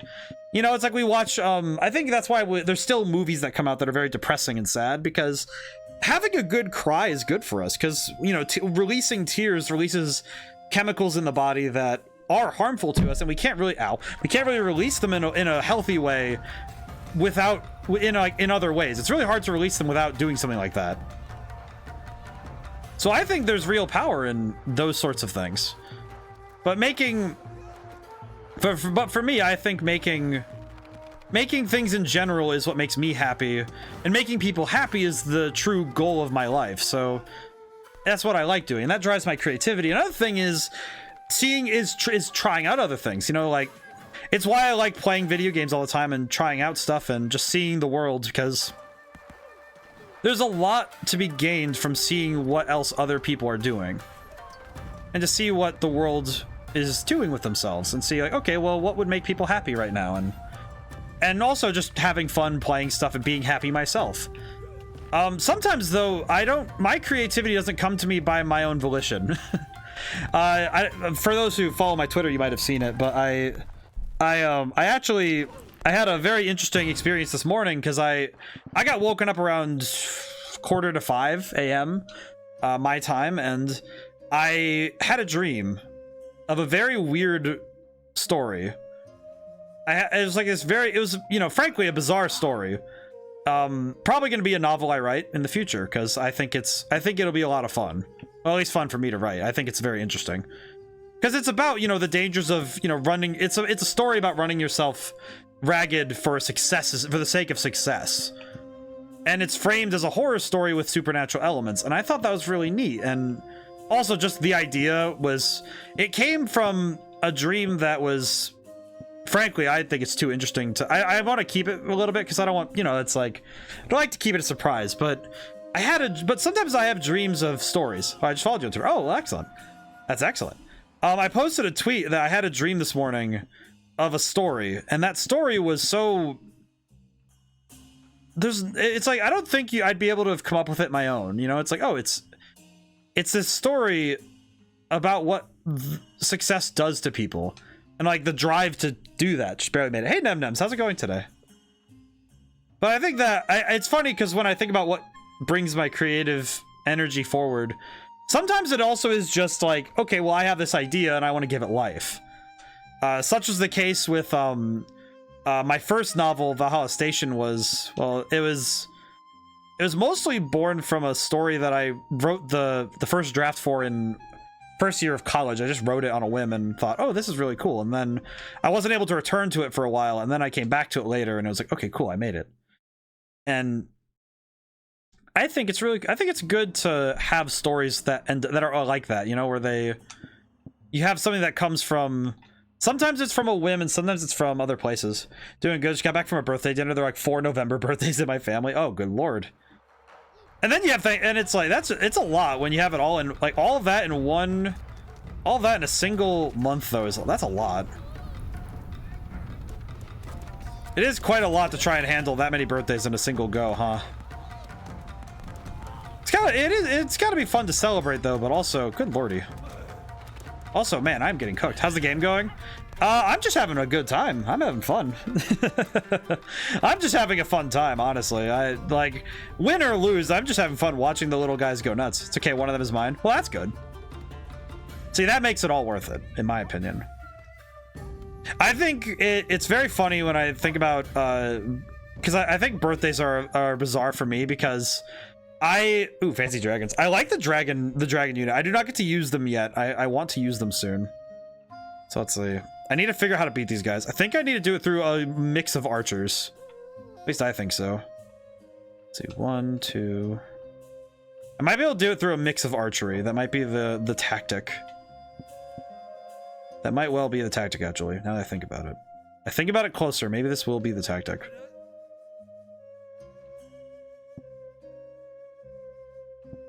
Put down 4 archers.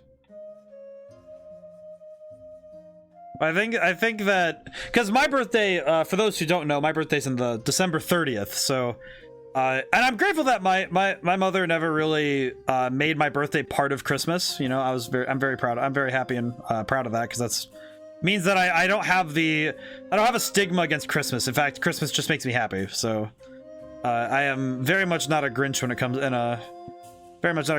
to Christmas. And I think that's good, because it means that I can enjoy the festivities without it being a drag for anybody. Do you draw inspiration much from personal struggles? Sometimes.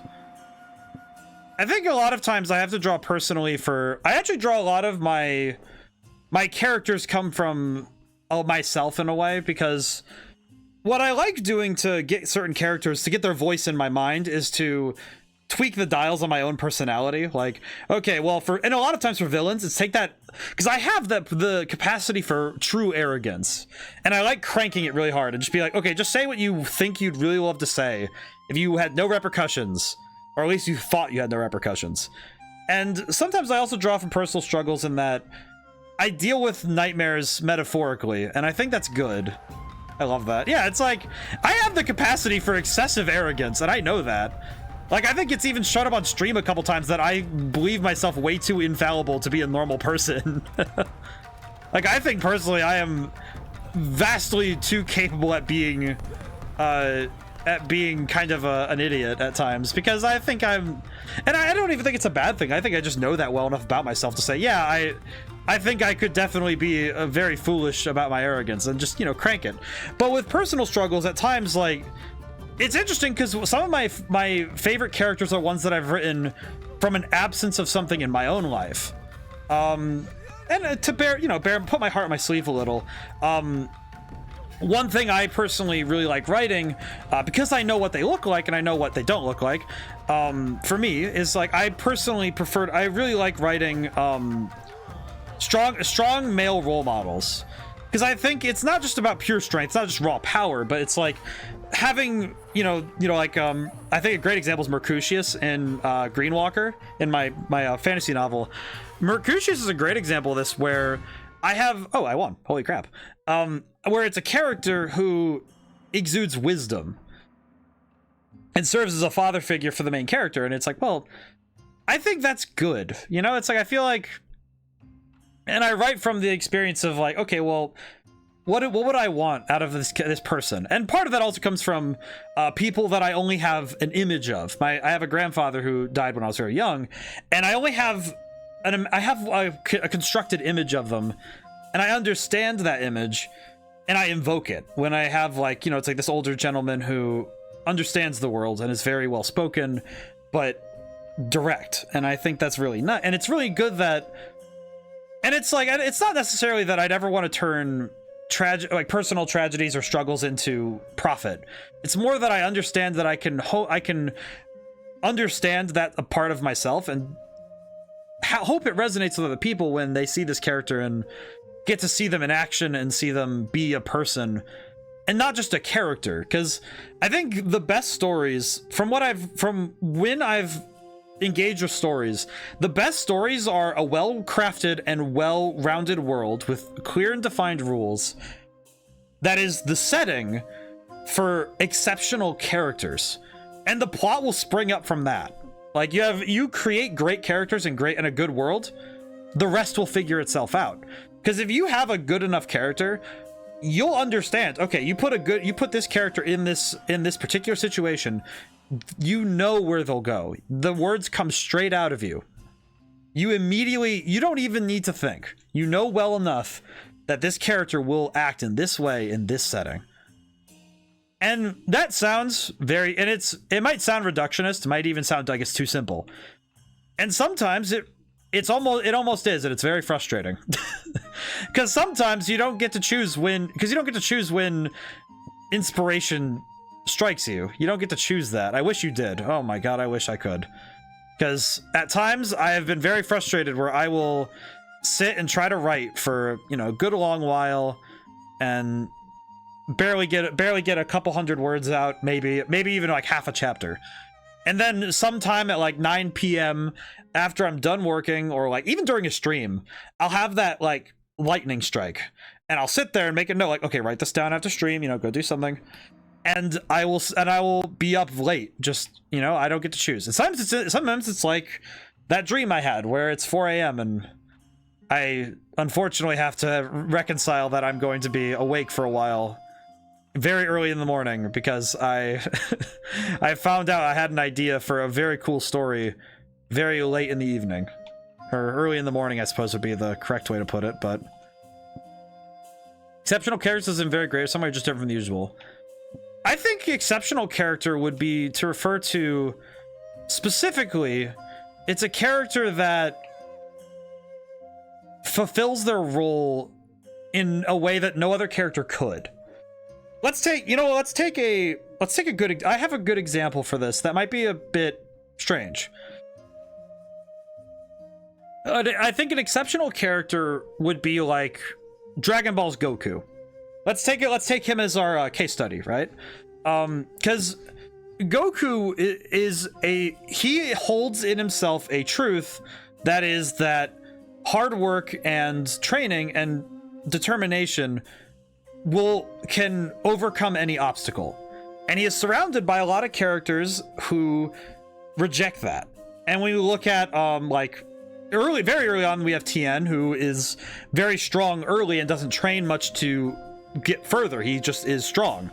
And we have Piccolo Jr. at the time. King Piccolo and Piccolo Jr., kind of, blends a little, but yes. But when and the greatest examples are Vegeta and Frieza, because they really fulfill this role of having a character who believes that, like, you're born, exceptional, or you're created very powerful, and that's it. You cannot leave your station. And I think that if you had any other character in Goku's place, it wouldn't be as impactful. The moments wouldn't strike. There would be no thunder. And the way that Goku shapes the world around him is unique to him. And the story of Dragon Ball just wouldn't be the same. Like, you can't swap him out. I think another great example, weirdly enough, is and it's actually I think Araki, because I think Araki Hirohito is it Araki? I need to remember his name precisely because I want to be precise. I need to go Google his name so I make sure I got his name correct.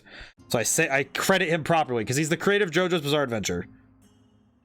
It's Araki, and then his first name is always what leaves me. It is Hirohiko Araki. My apologies for getting the great man's name wrong. But Araki has some fantastic, because he actually wrote a book on manga that I read about, writing manga, because it works very well for video games. And I'll come back to that later because it's a very interesting point. But the thing that Araki has very well done is that where you can't just swap out the protagonist of a story and it'll work. It's like, yeah, that is, the story would not function the same. The arc of the manga, the anime would not work the same if you swap out the main character. And he writes his characters very well. I think his characters are just amazing. And a great deal of what makes his character so good, is that his characters are all very unique from each other, and they all fulfill roles in their own story that no one else could. And I think after stands were introduced, that does become more evident, where you have characters who are making who have very unique power sets, and you have skill sets that just can't be fulfilled by any other character. Like, there's no other way. And I think that if you're writing good characters, these characters should come alive in the setting they're in and in the place that they're going to be naturally. They will come alive the moment that you put them in that space. Because I think a lot of beginning writers think that plot is the first place that you should start. Like plotting out the events, plotting out the times, doing that sort of thing. And I think it can work. And I think there have been some great stories that have been written this way, but I do think that of all things that a story is about, it's about people in a place doing a thing. And the fact that the thing is the last thing we get to when we're talking about what is happening in a story, that tells me a lot about the order of operations as to how we write stories. Because when we talk about the Minotaur, who comes first? Theseus.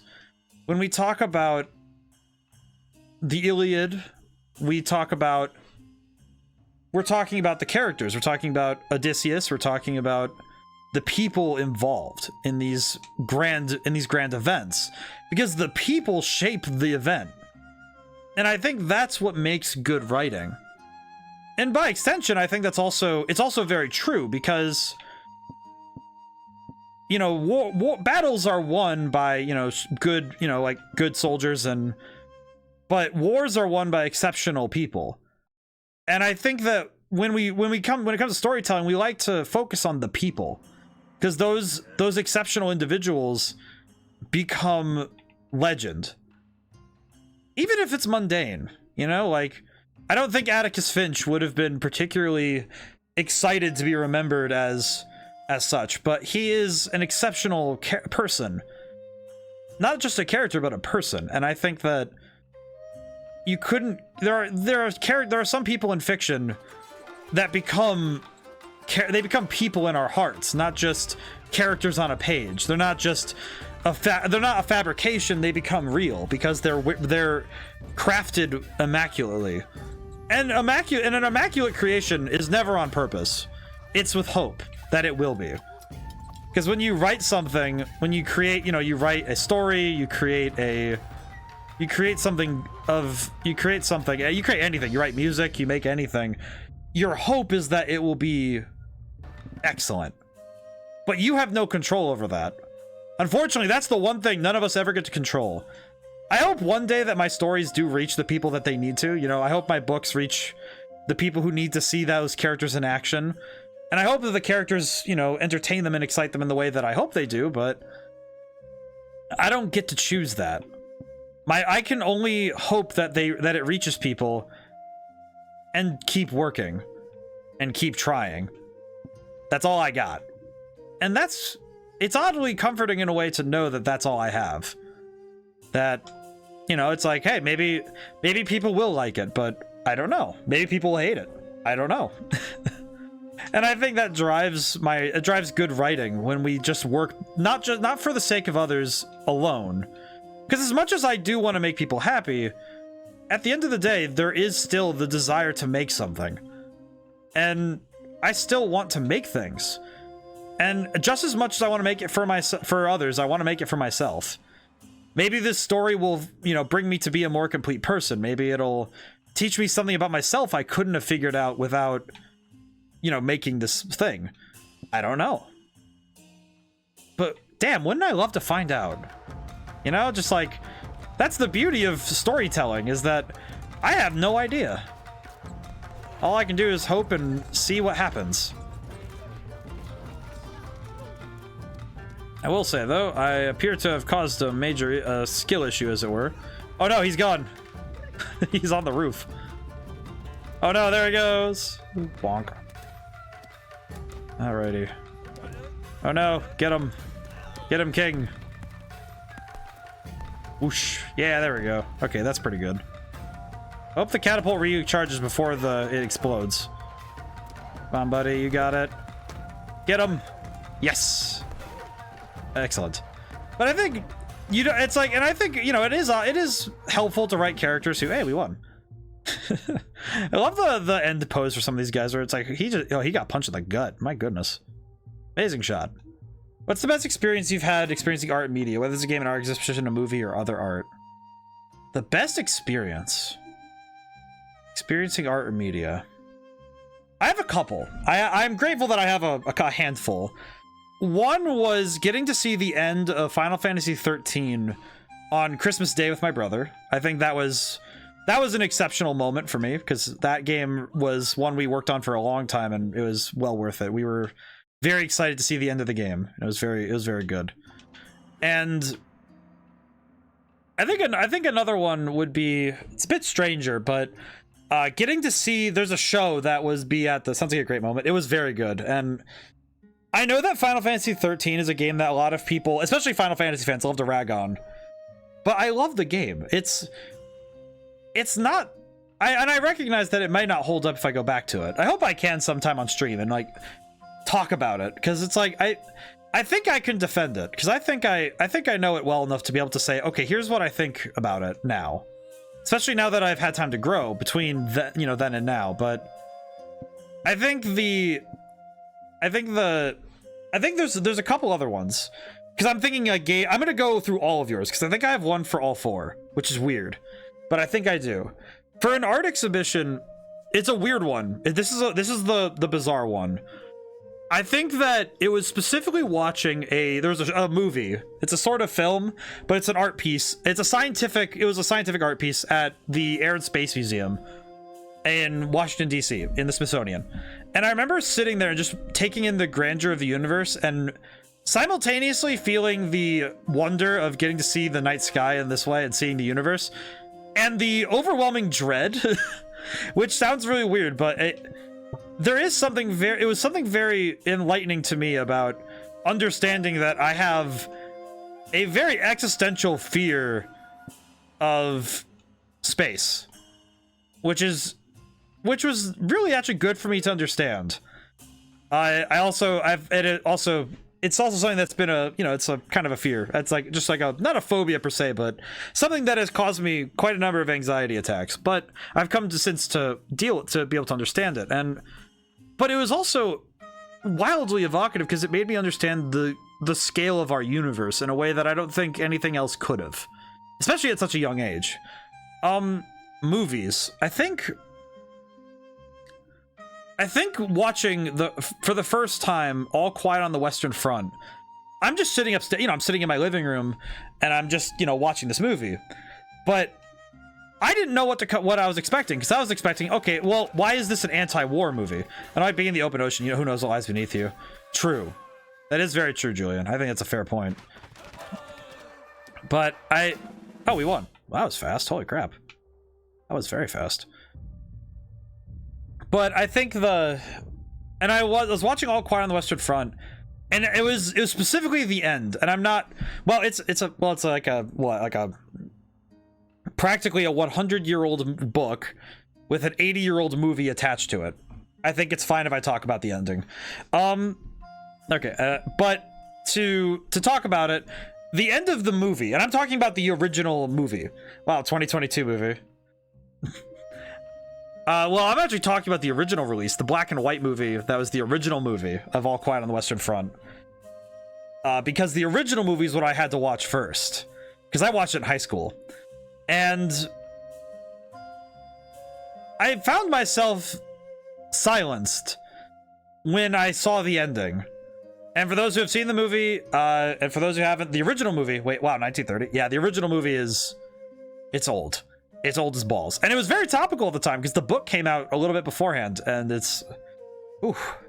But I read the book too, and there's something, there was something sombering about coming to an understanding that there was an entire generation of people literally wiped off the face of the planet. Like, it goes beyond race, creed, or clan. It goes beyond any notion of, like, storytelling. And it struck me in a way that made me really understand what the modern world required to exist. And at times it's also it's difficult to take in. Is it good to be grateful, it's like, can you ask the ghost for forgiveness, as it were? And I don't know if we can.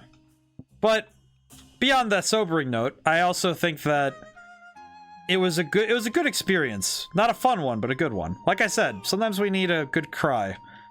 And I think that's good for us sometimes, even if we don't want it. But moving on to more fun topics, I think another movie, other movie that would be good example, going to see movie. I actually had a friend group, kind of wild, that was produced in 1930 before World War II. Yeah, and it was anti-war rhetoric in a time when anti-war sentiment would have been wildly appalled. Because that wasn't what we did, especially after the 50s. That would, like, the 50s, like, anti-war, like, it's like, are you really gonna, talk down on our ability to wage war? And it's like, well, but it's a very sobering movie to watch, I will say. Because the original had to do what it could without, we don't have CG, we don't have special effects, but we also have, frankly, the painfully realistic acting of the very exceptional cast, which strikes the soul, to put it nicely, and to put it succinctly, because, man, it really hurts. But I also think that, looking at a more fun topic, I know the sequel trilogy of Star Wars was not a well looked upon movie, and for me, I don't look upon them kindly myself. At least, like 7, 8, 9. However, seeing them in theaters with a group of friends every year while they were still coming out was a very fun experience. Because, it's like, you make it an event, especially like a holiday event. It's like, oh, that's fun. And that's good. But it's interesting because a lot of the experiences I've had, I'm grateful that they've all been they've been varied and unique. It hasn't been a lot of me just kind of seeing things and just being like, oh, whatever. It's like, oh, kind of recognize the gravity of how much it affected me. And that's good. And for other art, I actually have, it's a sort of collective memory because I can't place what museum it was in. And it's a collection of museums, not just in this country, but in Greece as well. And a couple other countries, and like a couple other places. Just seeing art and history in a museum. I think museums are one of my favorite liminal spaces because there's something very evocative about seeing art and history preserved long after the moment. And it's very fascinating to just inspect and watch. Even further, I think it's just interesting to... There is something really fascinating about just being in that space, because it's quiet, you know. Well, I felt that. It's like, I don't know, I think there's a space that, it's a certain type of space that you really can't get anywhere else, you know. It's like there's a silence in museums that I think is really cool, and it's just like, oh boy, it's just like, you know, because when you think about a museum, you know, it's like, the idea of keeping a record of history. Yeah, because the nice thing about music, I guess it's the nice thing about art, and the nice thing about, it's like art in specific, I think paintings in specific, but art in general and like history and museums, it's preservation in a way that we don't often think about. We kind of take it for granted that museums do the work they do, because, you know, think about the record of history, you know. It's like, oh, this is something that is long gone. The people who had this thing they're not there anymore. In fact, it's like they've been, you know, it's like I think the greatest example is, I went to a museum in Greece and I was looking at the, you know, some old statues, you know, sculpted, you know, hundreds of years ago, thousands of years ago for some of them. And considering that these are people, like the person who made this, the people who preserved it, all of them doing work to preserve a people and a place and a time that no longer exists, and to making something to inspire those that they will never meet. That, to me, do you do any mood boarding or journaling? Sometimes. I do think mood boards are great. I think mood boards are really good for getting down, like, you know, all right, here's the mood you want. Like, you know, great example. I really think if you were going to I feel like if I were to design a game with like a museum as a setting, I'd want to go looking for what museums look like, and go for like, okay, here's the color schemes, here's the floor plans for some of them, you know, like get some hallway pictures, you know, it's very good. Journaling, I do less nowadays, mostly because I'm usually, if I have an idea, I'm writing it down. I have a lot of notebooks that I actually write down a lot of my ideas in.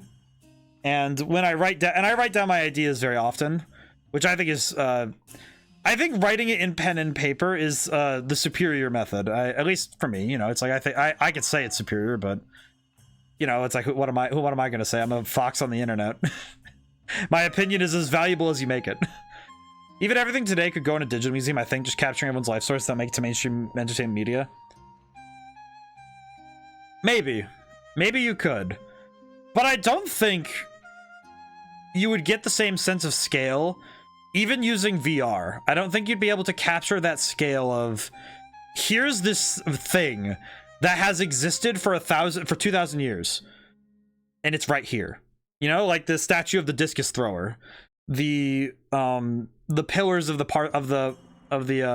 Parthenon, the Acropolis, you know, in Athens, the Shinto gates in Japan. You know, like there are things that you can't truly capture the reality of something all the way in digital. I think we can get very close, but I think that there is always going to be a space for having these places that preserve the worlds that are gone. I think that's important. I do apologize if this got a little somber, but I do think that it's really nice to talk about, because it's, you know, I do think it's a little tough at times to discuss it in a way that is intellectually fruitful. But I think that it's very hard to capture everything.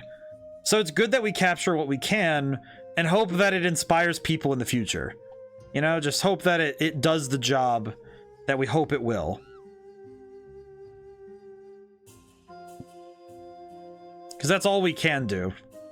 Because that's the true work of making things, is hoping and praying that we will inspire somebody later down the line, you know, like, oh yeah, that our works will reach somebody, or that something we do will inspire or help somebody, or even just preserve ourselves, you know, achieve immortality, not through some, you know, potion, but okay, yeah, we got cooked. Hang on. We got cooked real hard. Hang on.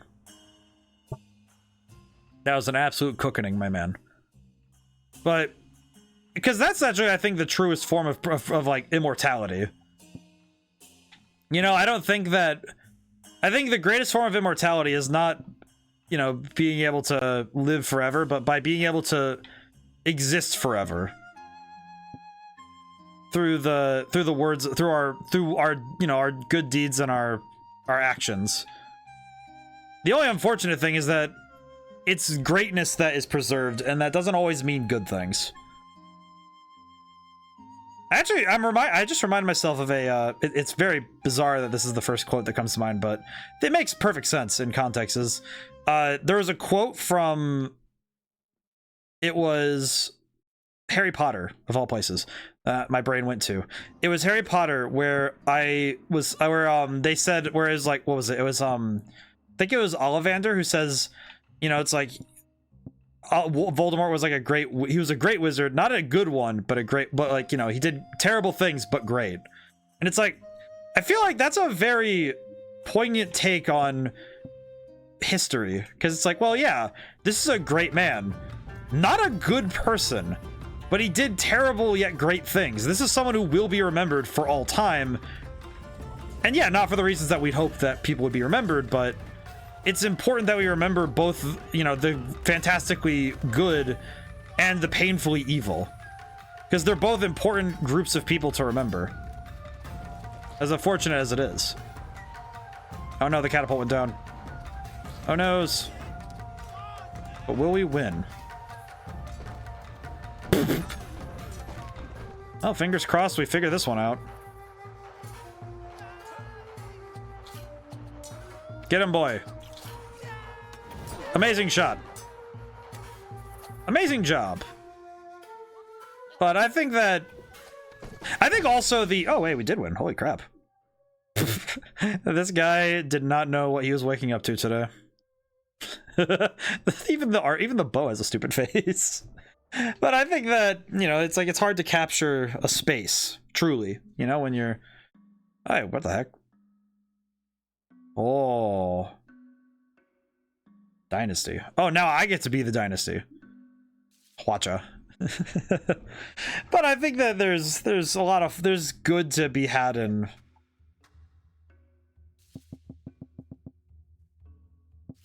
there's good to be had in preserving things, no matter how you do it. No matter which way you slice it, I think it's important to preserve the world in some way, in our own little ways, you know? My brain is braining. Hang on. Yes. 1, 2. 1, not 1, 2. I see. To that end. Monk. Alright, excellent. Alright, gentlemen, destroy him. See if blue will even have a chance. Holy crap. The starfish was amazing. Whee! Oh my goodness. The firework archers are really doing it for me, I must say. This is very fun. There's just something very funny about watching somebody spiral off into the sky. Oh god. I don't think I'm gonna win this fight though, because that looks like it's a wrap for them. Holy crap. That is gonna be a wrap, holy. Amazing. Blech. But of course, I might be wrong. I think gratefully, I am not the arbiter of all things. I think it's good that it is, you know, it is well and good that I am not the one who will ever decide how the world ever works. Truly, I think it is great that I do not have that power in this universe. Because god, that would suck.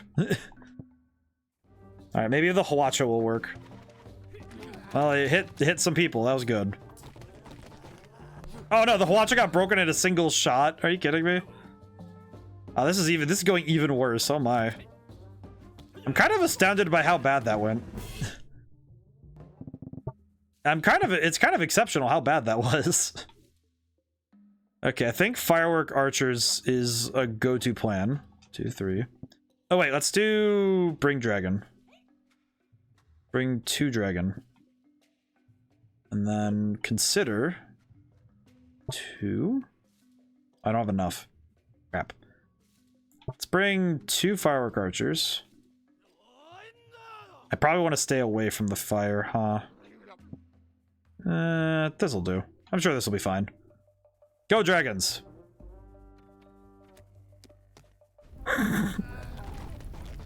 Oh, good God. Oh, yeah, it just worked. Well, that just was a stomp. Can I just send dragons at everything? I don't think that'll work, but I do want to try it once. And then throw, Monk in the way back. Hope he lives. Curious if this will work.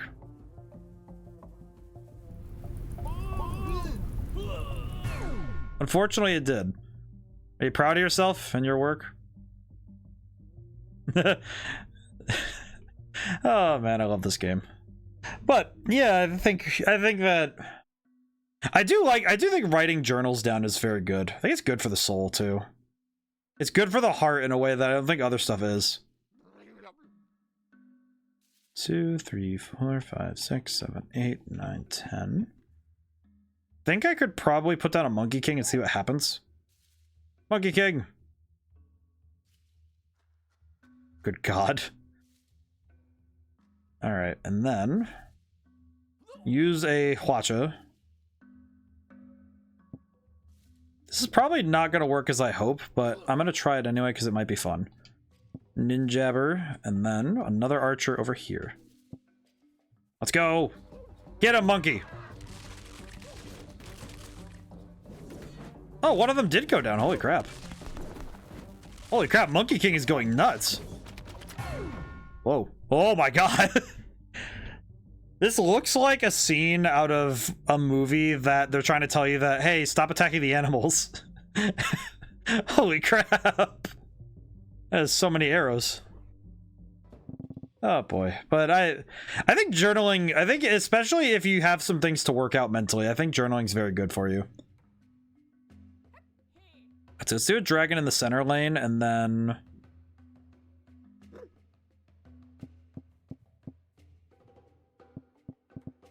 let's see. I have to think. I have to think now. Holy crap. My brain has to brain even harder. This is perturbing. Ah, this should be fine. I'm sure it'll work.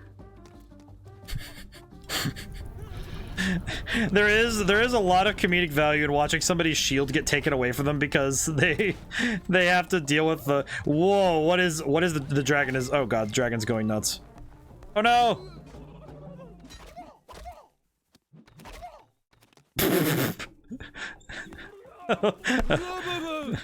Oh my God.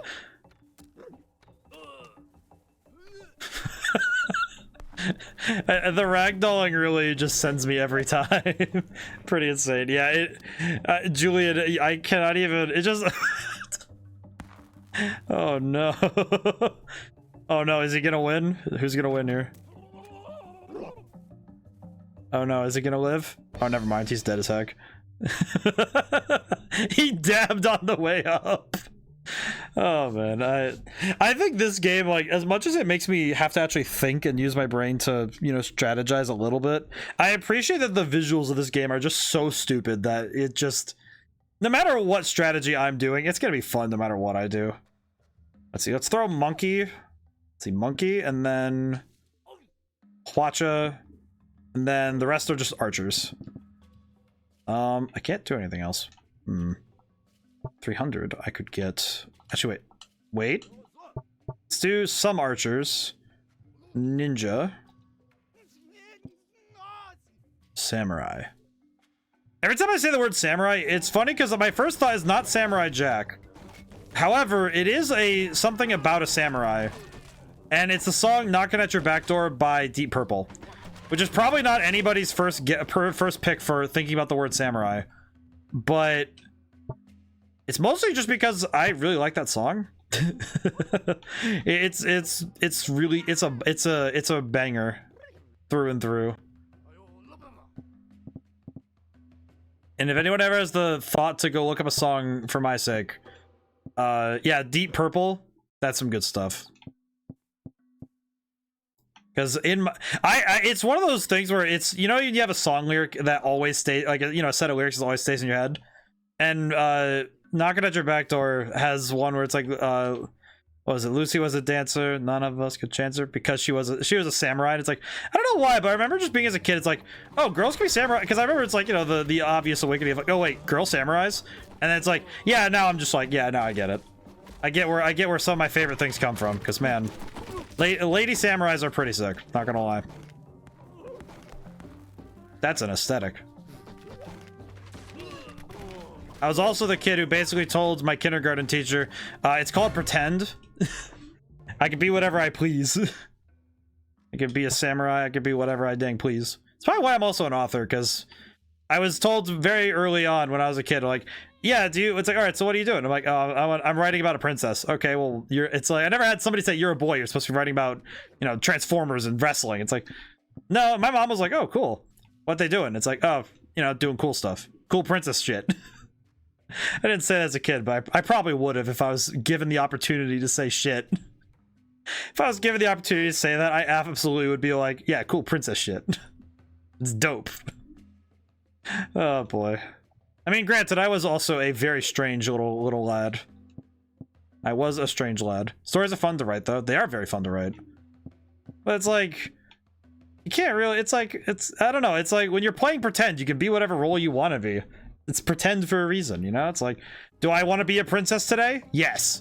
And I'll be the prettiest, damn it. But it's like, all right, then. But it's like, I don't know, I always find it really bizarre when somebody's like, hey, you can't pretend to be a princess. It's like, why not? And conversely, it's like, why can't, it's like, oh, the girls can't be a knight? Well, you're just an idiot then. It's like, girls, knights. Girls, samurais. Guys, princesses. Be the prettiest. Do whatever floats your boats, whatever you want to do. But it's like, you know, when you want to work in a creative space, you have to be able to say to yourself, I am going to be the prettiest princess with a straight face. Like, sometimes that is what happens when I'm writing characters. It's just like, I have to be like, all right, how do I get in the headspace of this princess? Be the princess. Works pretty well, all things considered. Also, this mammoth is, oh dear. Well, good job, buddy. I kind of thought you were gonna die. All right, let's see. How am I gonna do this? Then get rid of this central line of, oh, crap baskets. Okay, let me reset.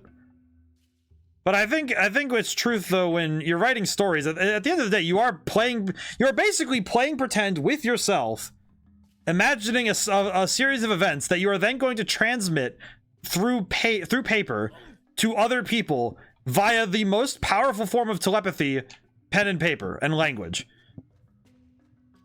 Because at the end of the day, writing is essentially just very high, like, it's the lowest level of telepathy.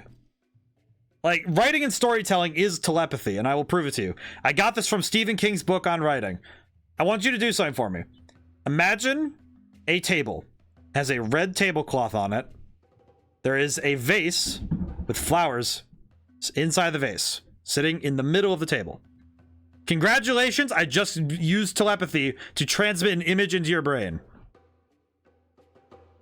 Like, that's basically what storytelling is. If you ever pick up a book or read something, or you read a post on Twitter, that's telepathy. It's different when you have visual media where you're basically seeing a visual story. But that's not a form, that's not really telepathy. However, the mere concept of transmitting images to someone's brain is technically telepathy. So, by that logic, perform telepathy by transmitting images. It's very funny. And it's everyone's favorite party trick when you're an author, because everybody will want to slap you in the head for trying to say that you're a telepath by doing that. Did it. Because nothing quite says I am the world's cheapest telepath like being an author. Also, what am I looking at? Ah, yes. Bonnie and Clyde working their fields with their 20 midgets. Oh, wait. Nope, that's a politically incorrect term. I have to remember that. I am not very good at this. That said, is it... Well, no, it is... No, I should be... No, I should be good. Be a good lad and refer to them as smaller people. Do you feel like many people don't listen to other people and different views enough? I feel like it appears that way. Not that it's true, but that it appears like it's true. And there's a distinction in that when we look at the world, when we perceive the world, it looks like the world is having a lot of conniptions and a lot of people don't listen. But that's only the view of the people we see.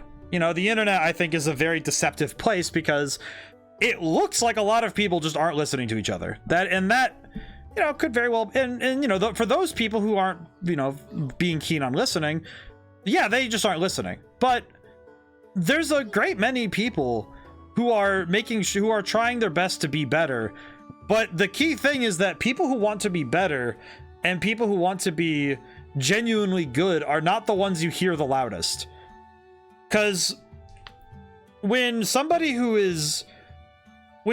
somebody who doesn't want to listen, they yell over, they talk over, they will drown out, they will ignore.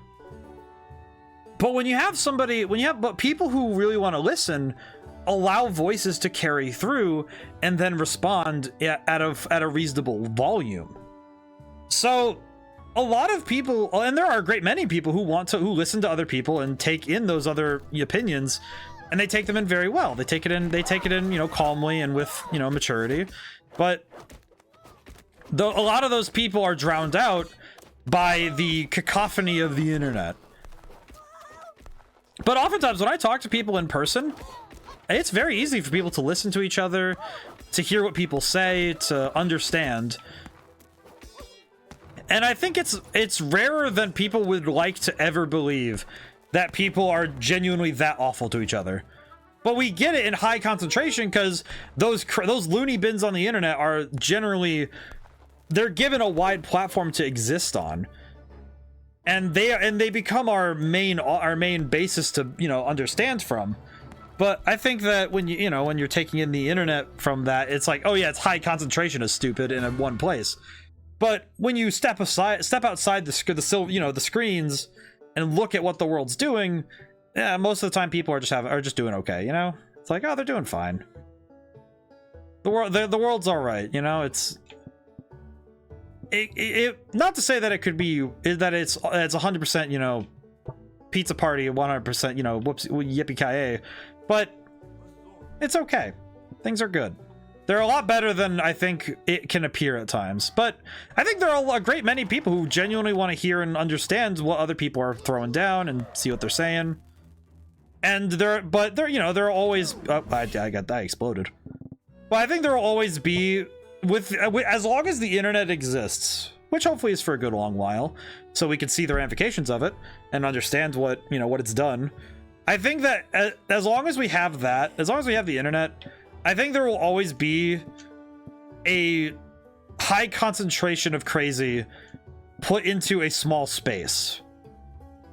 And that will always be a little hard to gauge. It's kind of like trying to see the bottom of a deep pool, and seeing the bottom of a lake, rather, where it's like you might be able to get an idea of it, you might be able to estimate it, but until you step in, it's very hard to even tell the depth at which things go.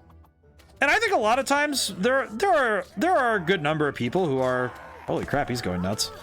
There are a lot of people who, you know, there are a lot of people who don't listen, but I think there's even more that just hope to be heard. Do you agree on most things with your parents? One of them. Where did that guy go? Oh, he died. Oh, he's gone. But,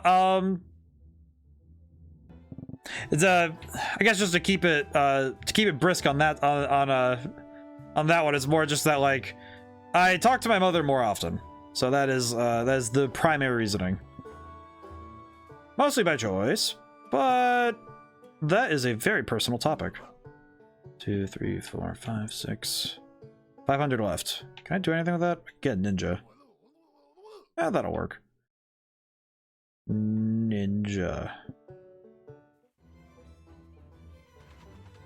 I think agreeing on things is good, but I also think that it's just as important that you are able to have honest and, you know, complete discussion with somebody, parents included. Being able to have honest discussion and being able to discuss things like adults is very important. And I think that was something that some parents that I knew when I was growing up failed, was that they would very expressly, you know, talk down to kids. Like, all right, you are child, I am parent, this is how it works. And I think at times that doesn't help the situation. And including somebody as a, you know, as a willing party in whatever is happening is good. It's important to do.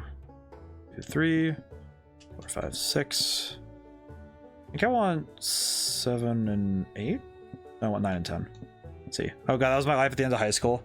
Yeah, because I remember that when I was, you know, coming out of, when I was going, you know, I was getting ready to go to college and stuff and getting ready to, you know, go out in the world, as it were. I remember distinctly that I was asked a lot of times for my direct input on on something. You know, it's like, oh, like, because the college I chose, you know, I chose a very specific college because, you know, game design is a specific degree. So, and it was important to me that I chose a place that felt good to me, and I did. I ended up with a college that I enjoyed and a place that I felt like I could really, you know, thrive in, and I did. Academically, I thrived in my college. There were socially, I was but you know, overall, I was really, you know, academically, I did really good at my college, and I think that was really important because I essentially, oh, he's getting pushed away. I got a really great education, and I got to really get better at the job I wanted to be. And I think that it was important for me to go to that place, but I had very direct input on that. And I think that's a really hard thing, I think, at times for parents to do, is to be able to say, I have to trust that you'll make a good decision. Because at the end of the day, we won't, you know, it's like parents want what's best for their kids, but there is also a certain point where, you know, parents have to say, I have to let them make that decision. And I have to let them make that, you know, if it's a mistake, it's a mistake, but they have to make it. It's theirs to make. And I think sometimes parents got really wrapped up in trying to make sure their kids were perfectly safe. Much to their failure, honestly. So I think it makes a person far less certain when they're not trusted to make that decision. And I think it was good for me. Because I made mistakes. And I am a better person for it. Get a monk.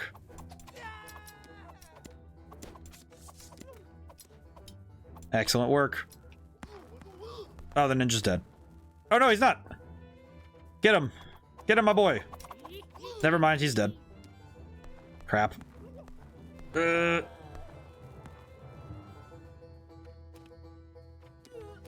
But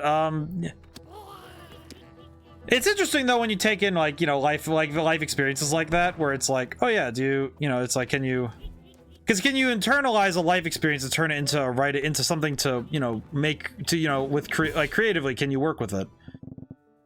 And I think sometimes we're too often wrapped up in the tragedy to be able to, you know, really understand it and say, hey, this happened.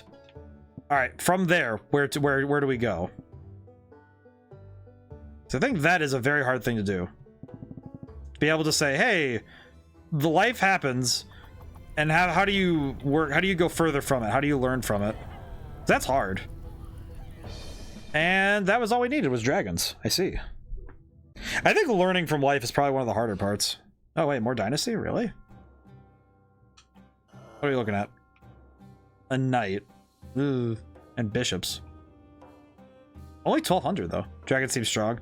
They are very strong. The only downside is that if they go down, if they get, you know, if something gets past the fire stream, they do kind of fold like paper. So that's a bit of a problem. I will try. I'm gonna try this really quick. I'm gonna try dragon and then put a guy back here and see what happens.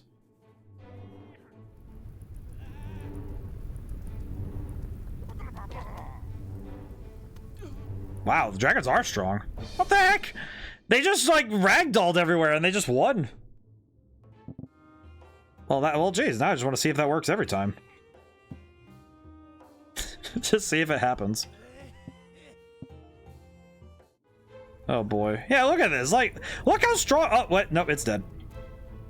Well, that's not good. Actually, this one, I see. So dragons are not so strong in this situation.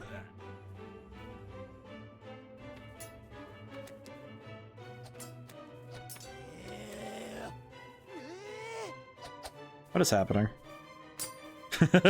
This is so silly. Go, my knights. For the honor of the samurai. Good job. Wow, holy crap, you actually killed him? It's so stupid. Oh, good God, what am I looking at with that? Oh, no.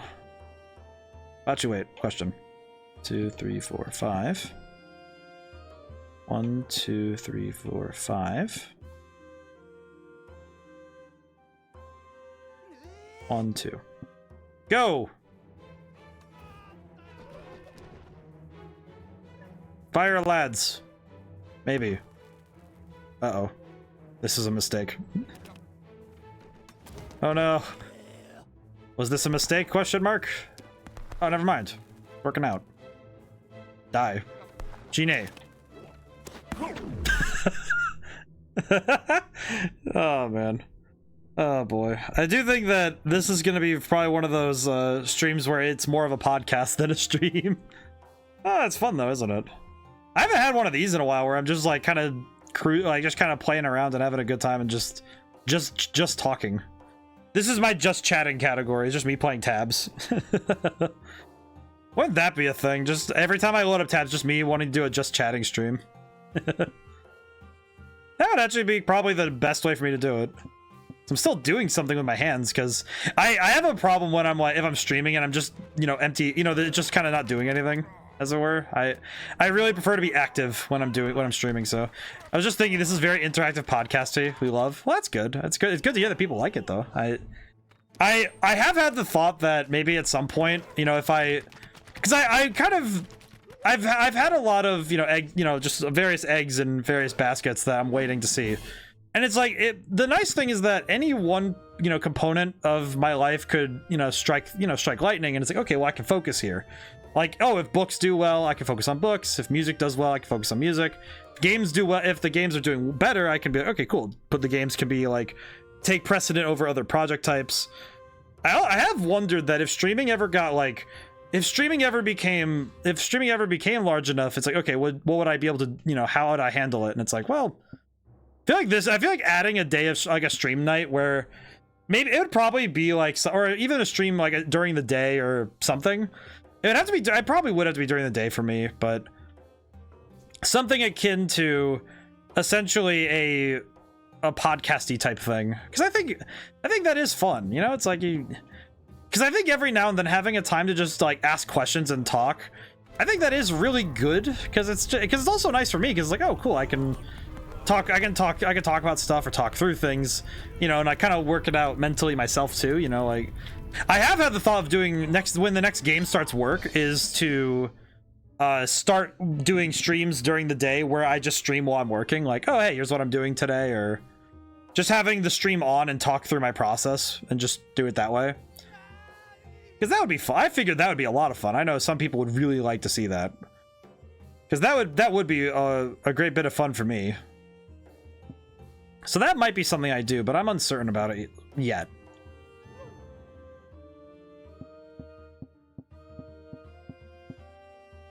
Let's see, 9, 10. There we go.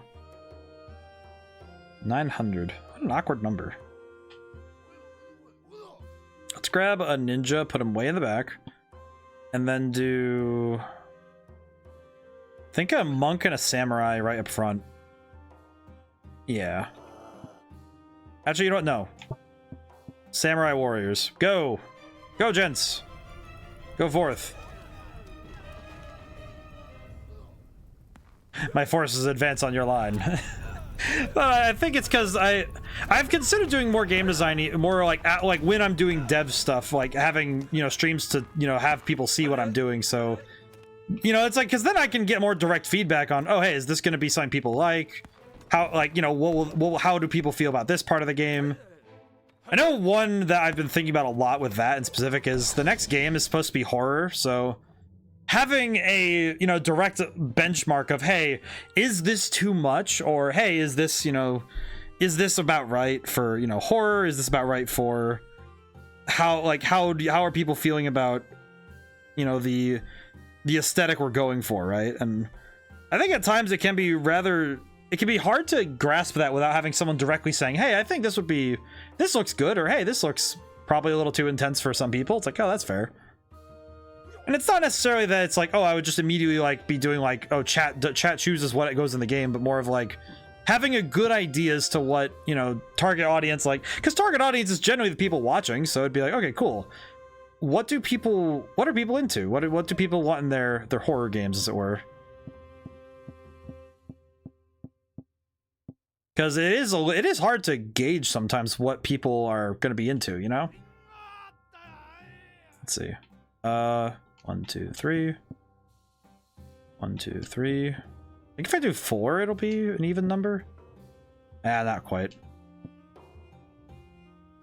There we go. 300. I think from here I'll do... I'll do 2 more samurai, it's fine. There we go. Go! Go, gents! Oh, well, one of the dragons is dead. One of them is going into space! What is happening up there? I appreciate the nature of the dragon in that it does not have any control over itself. Like, I don't even think the NPCs controlling it know what they're doing. It truly is a grand spectacle to see something this stupid. This is impressive. But I do think that there's a lot of value to having direct feedback. I think it's a unique position that I think like game developers now would have. They, like, indie devs especially now have and I think AAA devs are a little less in tune with it and being able to use it, but there are a lot of devs now that just have the ability to ask their audience directly, hey, how does this sound? You know, it's like there was no way to get such like direct and instant feedback as there is now, and I think that's really neat. It's also wildly unnerving at times because it means that if somebody dislikes your stuff, you'll find out real quick, and that can be a little bit disheartening and unnerving, but it is also really helpful. You know, because it's like, well, yeah, you have the ability to receive instant feedback. Wow, they died really fast. I think it's because the Hwachas shot them, but I am not sure. Oh yeah, those Hwachas are deleting this bar.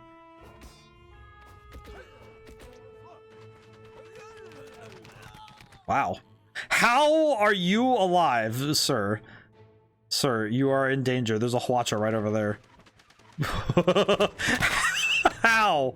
This man is surviving.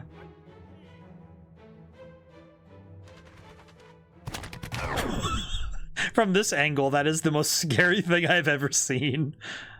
He is about to be pinned as a pin cushion.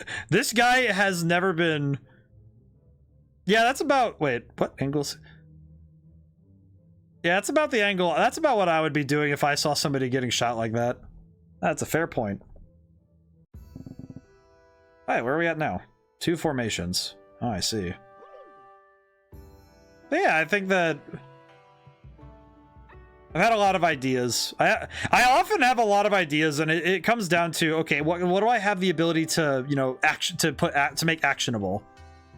Because that's hard. I think it's very hard to be able to say, okay, this is something I could do something about right now, and go do something, and put some of this to the test and see if it works. And there are other things that it's like, okay, well, maybe I should wait, you know, just take my time, see if, you know, how this will pan out in the end. Because that's certainly not easy to make guesses as to what will be, you know, the best thing you've ever done. Because there's no way to really know. Can I find the guy in the fire somewhere here? Where is he? Oh, there he is. Oh, buddy. You're dead as heck. Oh boy. Let's see. I don't remember how many levels there are, so... Or at least in this area, so this is certainly going to be quite a time, I will say. Let's put Hwachas in the back. And I think I'm gonna put samurai. I'm gonna put like a group of samurai. Let's see, I'm gonna put them to the side so that the Minotaurs don't go for the Hwachas right away. This is one of those ones where spacing's really important. And let's put a single archer up here. A lone god to rule it all. I could probably put a guy here and just see what happens. Go, gents! Interesting tactics. I wonder how it'll pan out. Wow, the Watcher really does work. Holy crap. Whoa. Oh no. The Minotaurs. They approach. Oh no, the Watchers. No. Oh, that's sad. We need to play Despacito. Where? Oh, he's stuck up here. Sir, I think you need to get down from there. Oh no, they're coming for his butt. That's not great. They're just circling him. Okay, let me retry that one. I think what I will do though is make more archers. Maybe having some archers in between would help. Maybe. But I have had some interesting ideas for games and stuff, and it's nice being able, I think it's nice being independent because it means I can work on ideas whenever I have them rather than being beholden to a timetable. Or if somebody has an idea that's like, hey, can you try this? It's like, oh yeah, sure. Like, especially with streaming, I think it's very liberating to be able to just say, oh, I want to play this game. Okay. Being able to just wake up one morning, say, I want to stream, like for the Fall-a-thon next Sunday, I was like, oh yeah, I want to play my favorite game because that's the game I want to play. And that's it. That's just like, okay, cool. I am the arbiter. I am the beginning and the end of it all. It does not matter. I can just decide, which is nice. It's very freeing in a way. Which, oh, by the way, I should probably mention that because I have not talked about it much. Because I have not been able to, I am going to make a proper announcement tomorrow along with a actually very nice looking graphic. Maybe it'll probably look very silly, but oh, he's dead. Okay, I need to make a new strategy for this. But I am going to have a follow-thon for the 270 followers, which we passed. But we are still going to have the follow-thon. Because my plan is to do a... Yeah, sorry. Is to do a follow-thon on Sunday, November... I believe it's the 12th, yes. So it'll be November 12th, and... my plan was to start streaming at 10 a.m. Eastern Standard. Just start in the morning, you know, not super early because I imagine I would perish if I tried. What's a follow-thon? Essentially, it's just like it would be like a big stream to push for 300 followers, honestly. Kind of like the hope is that a lot of people come by and follow. I genuinely don't know. I'm just using the term because I don't want to do subathons because I don't want people throwing money at me. It's kind of, this is a weird point of, I don't know if it's pride or just me being me. I don't want to do, sweet, I didn't know you were going to do a follow-thon. Yeah, it's kind of weird. This is all right. So this is me being me about this. I don't believe in trying, like, for me personally, when it comes to like subscriptions on Twitch, I actually have a personal belief that I should never be trying to do subathons or like anything money related until I am past 300 followers. That is a personal, because to me it's like, well, I don't know, that seems like a fair benchmark to put myself at before I ever try that, you know? It's like, well, that seems reasonable and fair.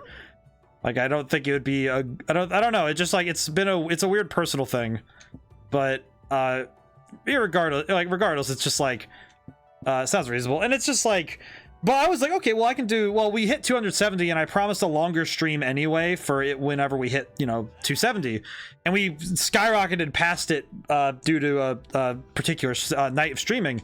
And I was just thinking, okay, well, now we need to do this. We're going to do this follow-a-thon thing. And genuinely, I don't really know the terminology for some of this stuff very well. Like, being honest, I do not know Twitch's culture well enough to be able to say, oh, I know what a follow-a-thon is, because I still don't. I'm just like, oh, okay, this is just a marathon stream. Okay, cool, got it. And that's all I needed to know is, okay, marathon stream, follow-a-thon. Because I didn't want to do a subathon, because, you know, I want to do my thing. Because my rules. So I am doing a follow-a-thon next Sunday. So it starts at 10 a.m. my time and goes until... It'll either... So the way it'll work is it'll either stop at 4 p.m. and then I will do my usual Sunday stream from 7 to 11. Or I love how on Twitch you can get to know streamers of all sizes at different points in their channel growth. I think it's really cool too, because you get to see kind of like it's especially true because in real time you watch a person's presence grow and you get to see them evolve in a way that I don't think, because you can see it in terms of like, you know, markers with YouTube, and you can see it with other, you know, with other fields where you see them, you know, evolve and grow as they go. But Twitch, it's like you actually get to see this person in, like, you know, in real time as much as you can change, you know, not fundamentally like they're like becoming a whole different person, but more like this person is changing and you get to see that happen, and it's really cool. And it's like, it's really cool. It is really nice. And also, and then, but I will be playing, because I have no self-control, and by no self-control, I mean, I've been saving it for a moment like this. I'm playing my favorite game of all time because I want to make other people like it. So what I'll be doing is Kingdom Hearts Chain of Memories for the Game Boy Advance, and the 10:4 time block will be me playing through the game at normal pace. So it'll be essentially me trying to just beat the game normally. Like, I'll go through cutscenes, I'll make sure people know the story, and make sure that we do all that. And if we hit 300 followers during the stream, then that gap between 4 and 7 will be stream. I'll be doing more. I will have dinner sometime in there. Like, there'll be like 30 minutes where I just eat really, really fast and just, like, you know, put my food away and that's it. But it'll be like, it'll be a 13-hour stream in total if we get 300 followers during that stream. So it'll be 13 hours in total, which is thematic because Kingdom Hearts Chain of Memories has 13 levels. So very cool. But the idea is that I'd finish the game before 4 p.m. so that I can try and do a speed run of it. Like an actual, honest to goodness, I will have a timer below chat. I'll have a timer below chat, and I will be using legitimate speedrun tactics to try and beat Kingdom Hearts Chain of Memories in 4 hours or less. That is the objective. And it will have, like, I'll be skipping cutscenes and doing, like, you know, speedrunner stuff. So that's why I wanted to play through the game all the way through first, so that people can see the story and understand the game that we're going through, and, you know, like, just get to genuinely see the game before I try to break it through speed and tactics. So that is my goal with that stream. And of course, if we finish both of the, like, if we have that 3-hour time block and I do the speed run earlier, then I might end up doing something a little different where I essentially, oh, I want that. Yeah, these dragons are easy. They're amazing. And I might, if we do the, if I do the speed run early, then what I might do is swap over to my Switch so we can turn the rest of the night into a community Mario Kart 8 night. Though I am tempted to do that anyway because I kind of want to, like, you know, it's a follow-thon, so I feel like I should do a community game in general. So I might skip the speed run aspect of it depending on how long we go, but I would like to do the Mario Kart stuff because I would like to, you know, do the you know, it's the last Mario Kart DLC. I have to do it at some point.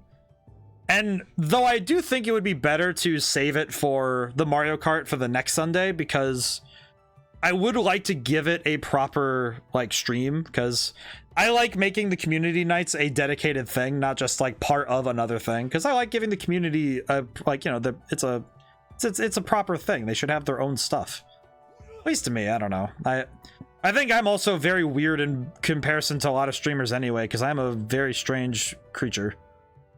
I'm a very strange creature of bizarre habits, so it's reasonable, but also,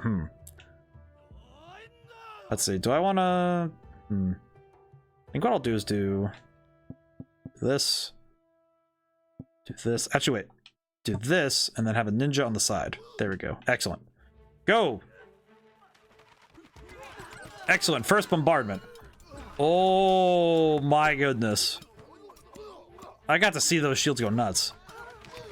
And it is, you know what is funny though, is like, because I have been very rigorous about keeping all of my VODs on for my streams.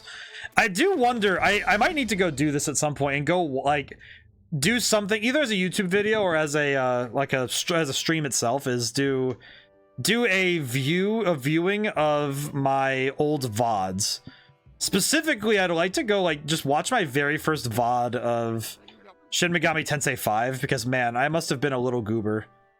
I would love this. I should go do that myself anyway, just personally, just so, because I am legitimately curious as to how I've changed as a presence on screen since then.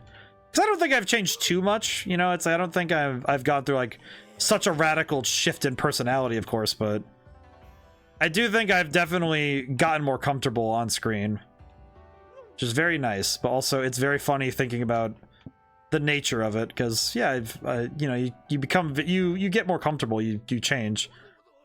I do think that I definitely would have been far more hesitant to be so brash and bold on screen, because there are times I don't think I would have said like I did on the Amnesia the Bunker stream, where I said the rats have declared me a terrorist. I don't think I would have said that when I first started streaming last year.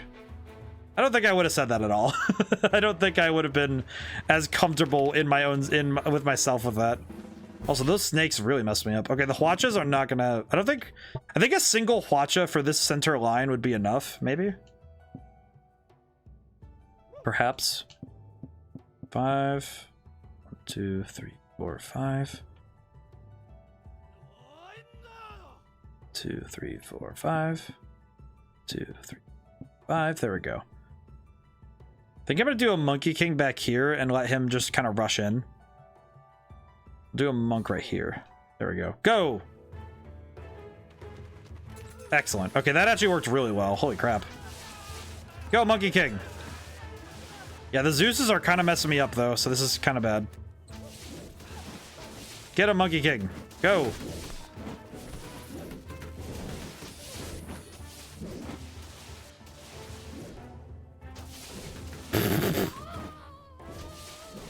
This is going about as well as I'd hoped. Which is to say, it's going aight. I do wonder, though, if there's anybody who watched my streams very early on and thought you know, like, I wonder if anybody watched my streams and, you know, thought I changed in a way that they were like, ah, I'm kind of okay. I don't think this is really what I'm, you know, this is what I signed up for originally. Oh, he's dead. Because I wouldn't really know. You know, not like in a way I wouldn't like, oh, I wouldn't know. It's like more like you know, it's like I genuinely wouldn't know if something changed, you know? So I think it's something that you kind of become, you are, like, I think we are all generally unaware of, like, when something changes. Because there are times where it's like we as people change, but we can't actually perceive those changes ourselves. 2, 3, 4, 5. 2, 3, 4, 5. There we go. Okay. I do think that it's interesting though, because I have watched, like, I've had different regulars over the course of my year. Like, it's almost 2 years now, but I've had different regulars over the time. But I'm grateful that I've got to make all the friends I have, because it's nice. You know, it's like I've gotten to meet a lot of people and learn about a lot of games and story ideas that I don't think I would have ever been able to see. And I think I think it was, I don't think I would have been as cool in a way. I don't think it would have been as good for me if I didn't get to do this in the way I wanted to. So, as usual, thank you to everybody who stops in, because still, it's genuinely a treat that I get to do, even just like the fact that I get to make stuff that I like and make it for people to make them happy, and I get to do this job it's really a blessing. And I'm happy that I make people happy. My job is complete when someone smiles because I did something stupid or fun, or I did something cool, or I made them happy. However it works, I'm happy that I made someone happy, or I made them feel. It's like sometimes it really comes down to the fact that somebody got to feel something and have catharsis through the release of an emotion. That's also good. That's also very good. 2, 3, 4, 5. I'm gonna have a coalition of samurai over here that will come in and be warrior. Yeah, there we go. That's excellent.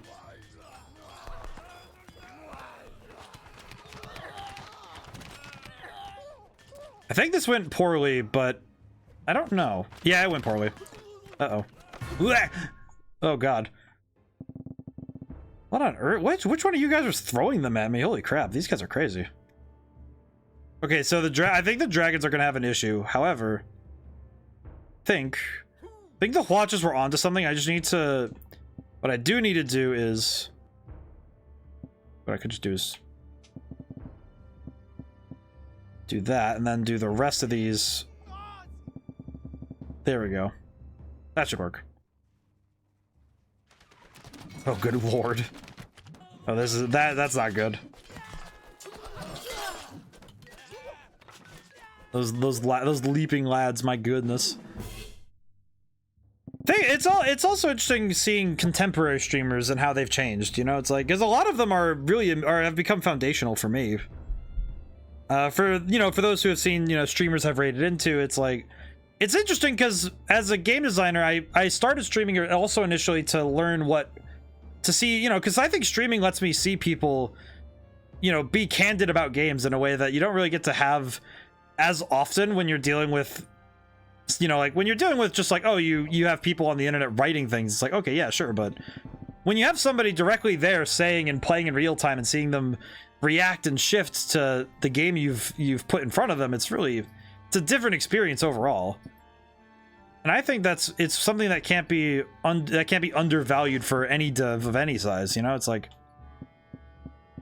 for any developer, it's like, yeah, you need to have a good understanding of your audience, and streamers are the most direct tap to understanding what gamers like and what gamers want to do.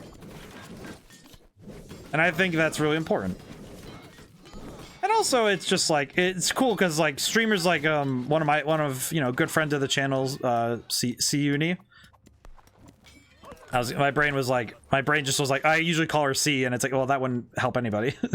But Genie is she has some really cool thoughts about games and stuff, but also it's like, it's really wonderful seeing just beacons of positivity in the universe, It's like when we were talking earlier about, do you think people understand and talk about to other people, and their mindsets? It's like, yeah, and I have great examples. I have like a whole list of people that I follow on Twitch that's like, yeah, these are the people I like raiding into or are going to hang out with because, oh, cool, these people are really nice. And just getting to see, it's like, and they also offer, some really cool, perspectives on games that I don't think I would have been able to see if I was just like, curled up in my bubble. And I think that's really cool.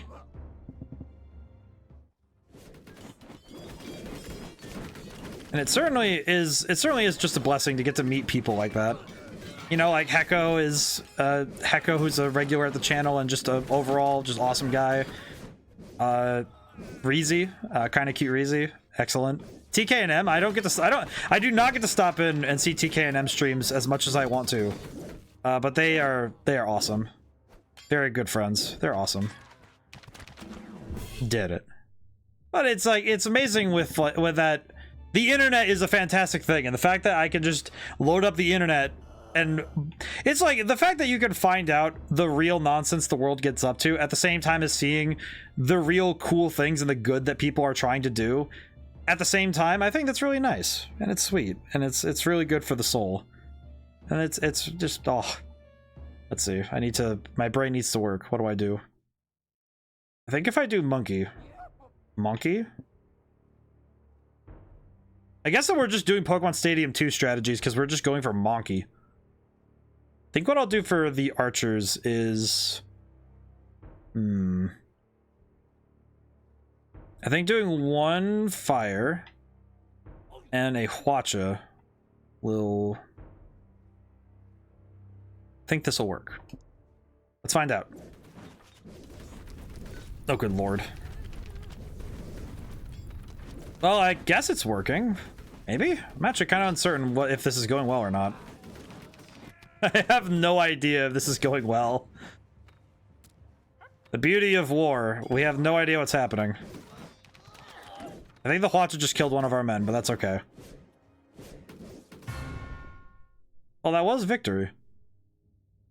You know, if somebody wanted to know what a fight against Sun Wukong is like, it would probably be like this. Probably would be this picture. There's just a random guy here. Oh boy. Oh boy. Oh, but it's beautiful. I'm just waxing just poetic, because man, I feel like at times it's very easy to focus on how much the internet is just an absolute it's a nightmare sometimes to look at, but more often than not, it's really good. It has some cool stuff going on, you know?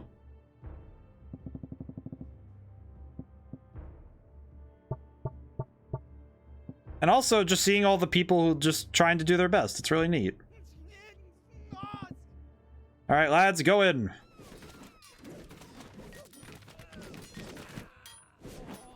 Oh no, he's being taken to God.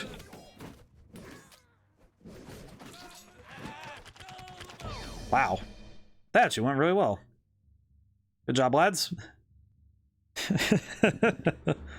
But you know, it is one of those things though where it's like, I think with the internet, to me, is a tool. It's one of those things like it's like reading about, if you had two people read about, you know, just any form of martial art, it's like there's gonna be those people who read about a martial art and want to use it to, you know, push somebody into, you know, submission, and just as many you're gonna find are gonna be like, oh yeah, then there's people who practice it for, you know, betterness and, you know, self-healing.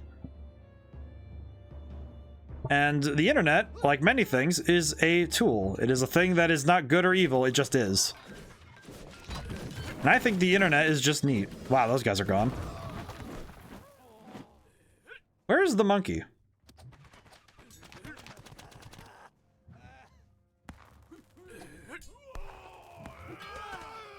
Oh no. Was that the monkey? Oh yeah, monkey's dead. Oh. Send him to God, gents.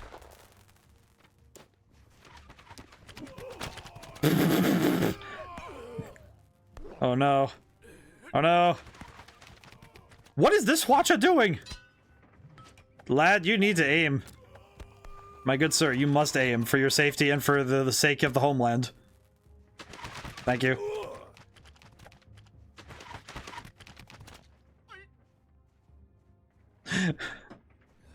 What is happening? Wait, what are you guys focusing on? Oh my god, one of them got stuck up here. How did you get back here, sir? Sir, how are you up here? Well, this battle actually can't end, so that's unfortunate. I did learn. Yeah, just how did he even get there? Oh no. Okay, let's I think for this one, I think I might well, let me think. Let me get rid of the samurai too. Let me think. Could do dragon fire and see what happens. Could be cool. Go for it. Oh, that's working. That's doing gangbusters. That's amazing. Yes, yes. Oh wait, no, this is bad. This is maybe bad? I don't know. Is this? Oh no, this is bad. Get him. Kill him. Wow, holy crap, you actually killed him. All right, there's one left. Get him. Kill him. Kill him. I do think the comedy, beat a campaign without possessing a unit. Oh, I actually got an achievement also for completing for finishing a unit without touching a single unit. So I was able to complete the Dynasty campaign without doing it. Look at that. Thank you for playing through the Dynasty campaign and showing the new faction. Absolutely stunning.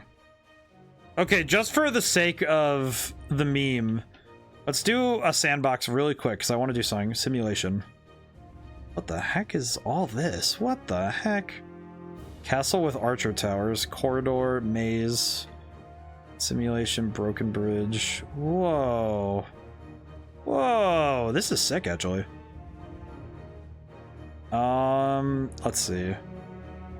How about I kind of want to try low ground. I'm curious what's going on here. Holy crap. This is the most sterile thing I've ever seen. Okay. All right, we're going to have it down in chat because we can. How about this? Let's do, because we have 30 units. How about anybody who want, oh my god, we have so many units to choose from. Holy crap. Can I choose any units? I can. Holy crap. All right. Let's see. Legacy? What is this? Peasant. Oh, there's a lot in here I don't have access to. I see. Evil. Secret. Oh, I don't have secrets yet. I haven't unlocked all the secrets. Crap. Okay.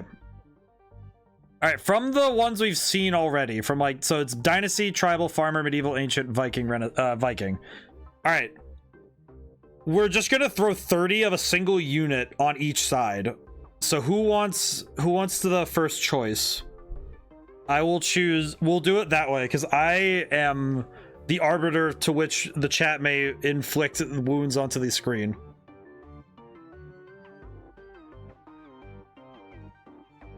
Oh boy, I have had no water today.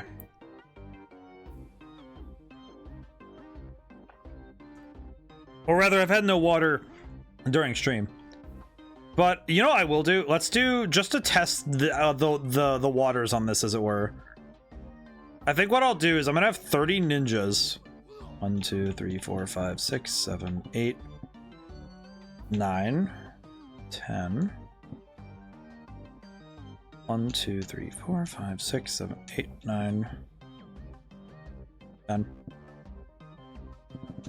Okay. Having that versus, let's just to test the theory. We want, sorry, so we want something of, what was it again? 500. Okay, something of near equivalent value. Do we have anything that's 500? Not quite, do we? Oh no, we have Valkyries. Okay, let's do it this way.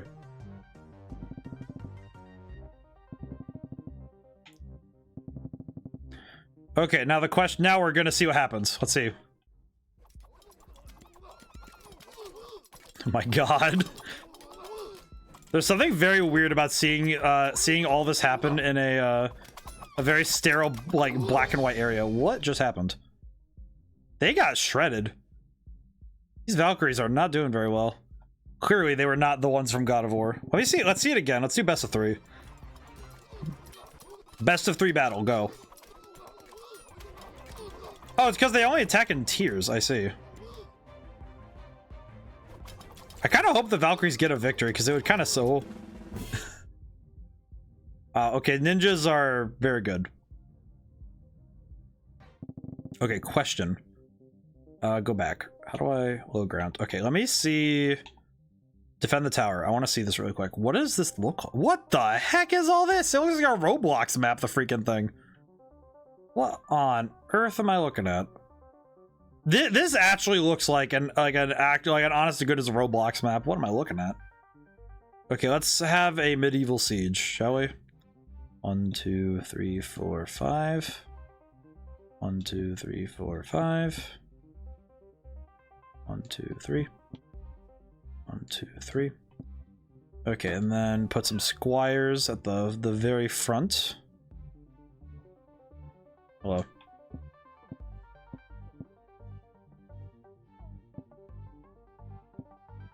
This is probably gonna be one of the weirdest fights I've ever seen. I'm gonna put the king at the very top of the tower. And then we will have... I think we're gonna just do more archers up here. I think we want more archers. I think that's the game plan. This fight looks so weird.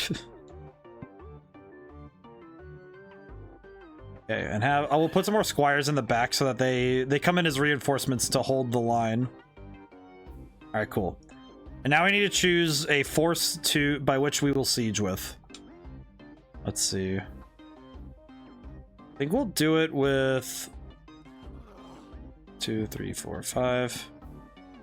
1, 2, 3, 4, 5. I think what we want to do is have... We do want archers in this line, though.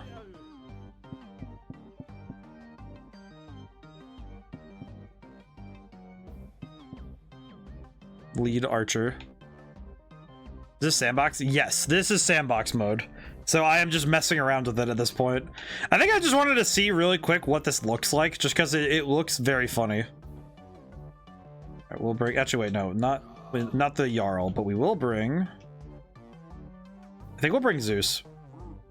We'll bring Zeus. It'll be funny. And then we'll fill out with... There we go. All right, lads, charge the castle.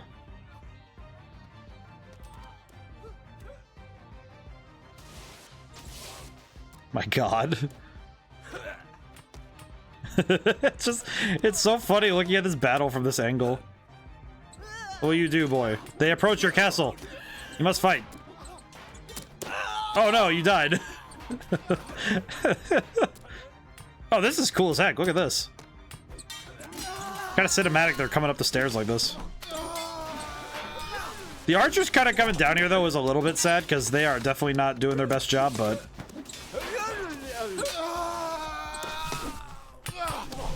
Oh, King is dead. Oops. I think Zeus is a little strong an option.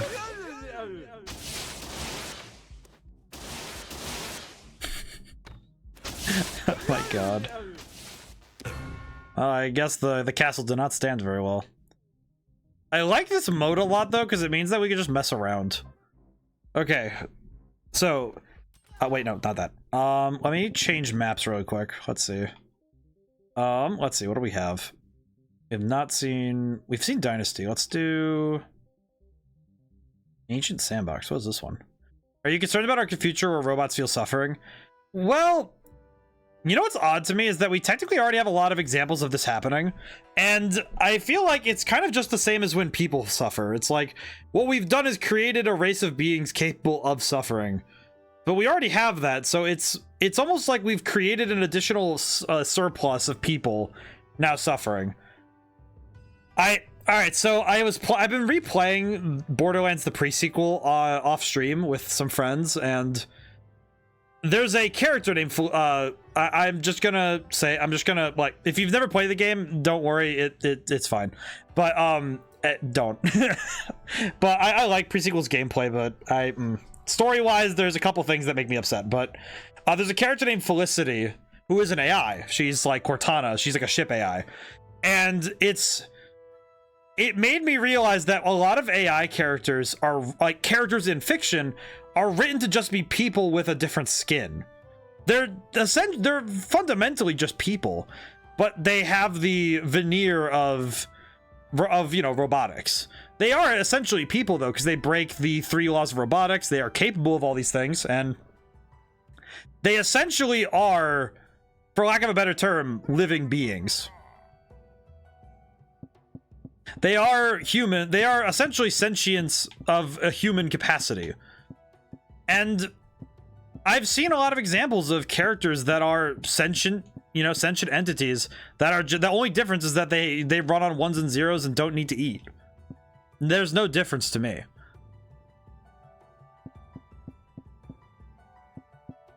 And I think that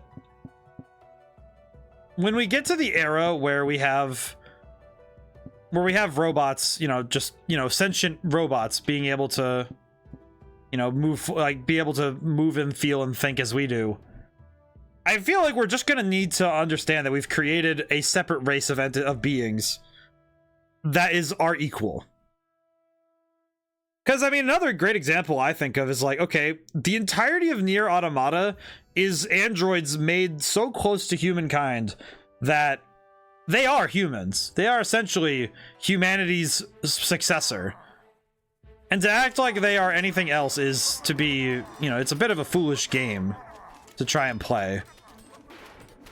But, you know, it's like once your robots become a basically human, the only difference is that they look like a Roomba, you know? It's just like, okay, what's the difference? And it's kind of the same way I approach...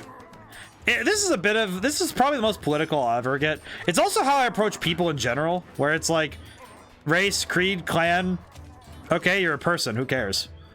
Which sounds reductionist, but it's also like coming from the perspective of people are people. So when Tesla creates robots, do you think the first iteration will experience suffering, or does it need a special capacity built into it? It depends on what you mean by suffering. Because I think suffering is also a relative thing, because if you mean suffering as in physical pain, then it needs to have nervous systems. Like, do Roombas suffer? Maybe? Kind of a fascination, isn't it? Let's reset this really quick. I'm doing this as like a little bit of a break from the for strategery, but I think it's like, I feel like the thing is when we get to sentience, the key thing is that it's capable of breaking Asimov's rules of robotics and it's also capable of the key. I think the key, there are 3 keys to sentience, like to being sentient. That is, to me, it's immutable. If you're going to have sentient beings, then you have to have a capacity for you have to have a capacity for problem solving, for adaptive learning. That is, you have to have adaptive learning that is like, you know, comprehensive, capable, and strong. Like, it's got to be very capable, comprehensive learning. And then you also need to have, again, this is just me, you know, spouting off what I think. For anything to be truly sentient, it has to have the capacity for compassion. But it also, ironically, even if it has a capacity for compassion, it must be capable of ignoring it. It must understand. It must have a true understanding, or at least the ability to develop moral understanding. Because that's when you have, because sentience to me is the ability to comprehend more, like, even if you don't fully feel it. This is where psychopaths are sentient. This is why psychopaths fit this role. Psychopaths don't necessarily need to know how you feel. They just understand, okay, you are acting this way, I know you're feeling this way, I can work with that. That is still sentience. And it's the ability to full sail ignore the desire to say, because if a robot sees a human dying, according to the rules of robotics, they cannot bring harm to that human knowingly. So if they can break that rule, if a robot sees a person who is genuinely an awful person and can decide in that instant to ignore its desire to save that person, that is sentience, ironically. But also, the robot must, the inverse of it's also true. A robot must be capable also of being willing to risk physical harm to itself to save someone or something it cares about. Like, you give a robot a pet cat and it wants to save that pet cat, sentience. Even if it's beyond programming. If that robot's prime directive is keep yourself safe, and it does something that physically harms itself to save something else, sentience. Like, it's a little different depending on how robots are programmed, of course, but I think that you near sentience when you have those combined with moral understanding, combined with adaptive learning, like adaptive problem solving, being able to literally write new solutions on the fly. And the third thing, at least to me, is the capacity for feeling. Like, being able, like, abstraction. It's truly an abstraction that I think that an AI needs. Okay, I'm gonna go back to the main menu. We'll do some more battles, I think. And like, so Roombas don't physically or emotionally suffer their job. They just, oh, whoops, something broke, and they send out a flag about it. But there is some real, I'm gonna do Wild West next. This sounds fun. But there is something really, to me, I think there's something really powerful about what if they can be programmed like ChatGPT. You tell it how you want to behave and it'll act that way. It's still following routines and it's still following things. Like, to an extent, it's still being programmed. It's still a program. And it's not coming up with anything new. It's merely finding new ways and more satisfactory ways. It's basically taking data points and using those to create more satisfactory ways to fulfill the desires that you give it. It feeds on the person that is giving it data. And I think that ChatGPT it won't reach full sentience, but it will appear that way, in my opinion. At least I think so. Oh, I skipped ahead a couple ways. You know what? You know what? I'm gonna back up because I want to do this in order because I don't know these other units. Let's do campaign. Let's do, I think we want to do Renaissance next. Yeah, we'll do Renaissance next. But I think that because ChatGPT is just doing what it's being told to do, and it's following what it can using artificial intelligence that is still a massive, you know, statements. But what I mean is that I think that truly, if we're gonna get closer to sentience, an AI has to write itself a new piece of code and activate it. That would be, to me, like, that is okay. This AI is getting like it can learn. That would be the closest thing that I think we could get to without it being a human brain, like just basically being made. Is that if we watch ChatGPT write itself new code to understand a different piece of information, like say it wants to learn, okay, I need to have a new algorithm to go find information and understand, okay, I know how to write a piece of, like, how to write a particular thing, and I know how to create an art form. It's like, if it can add, the key of like sentience is that it can add to itself. ChatGPT isn't adding to itself. It has to have someone else add to it, and then it's flavored. It's almost like it's being colored and flavored by whatever is handing it things. It's not necessarily learning itself. It's being given things, which is a very different sort of, you know, aspect. It's a different aspect. Actually, wait, you know what I am gonna do? I'm gonna get rid of these so we have 1,000. Get a catapult. Yeah, there we go. Oh, you know what I could just do? But by the way, OpenAI has anticipated to launch a chatbot marketplace tomorrow. Interesting. So what do you think? What how about educate me? What will be on this marketplace? Developers are excited about it. I'm curious. I have very little knowledge, so I am intrigued. Because AI has been sort of a question mark for me, because a lot of my work is very AI less. So it would be interesting to understand, like, okay, so so I guess I should ask first, like, what would you like describe a chatbot marketplace to me? Because people can create their own chatbots with custom personalities and share access to them. Interesting. I wonder how accurate that will be.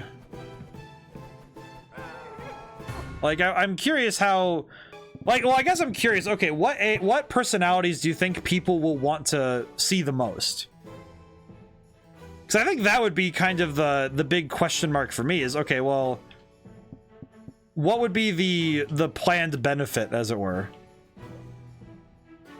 Let's do dragon. I think dragon's just always solution.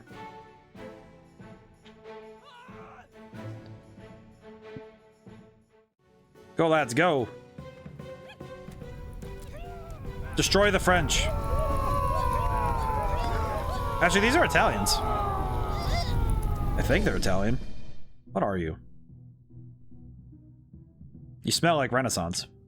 Plus, it's rumored they'll be able to interact with APIs too, so take actions on the internet.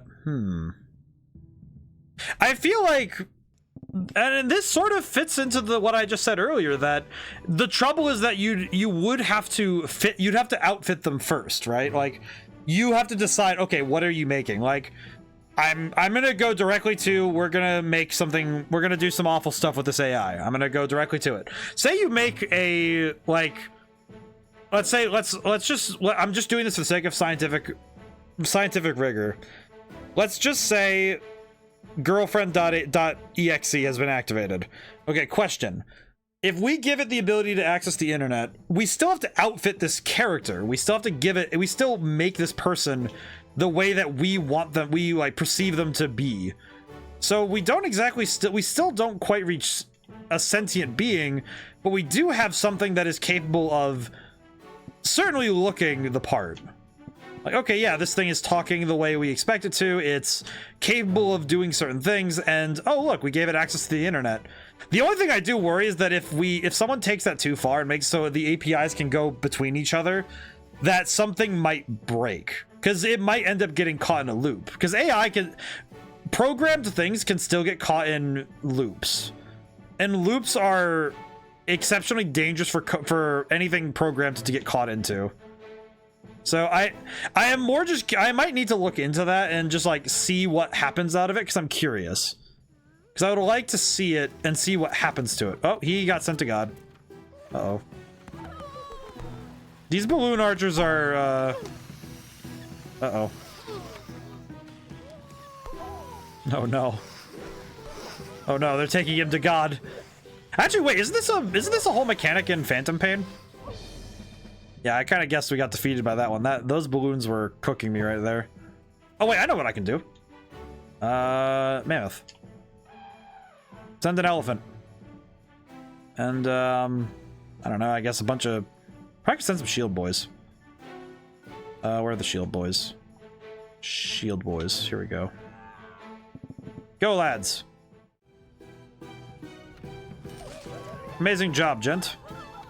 I'm naming this mammoth gent now.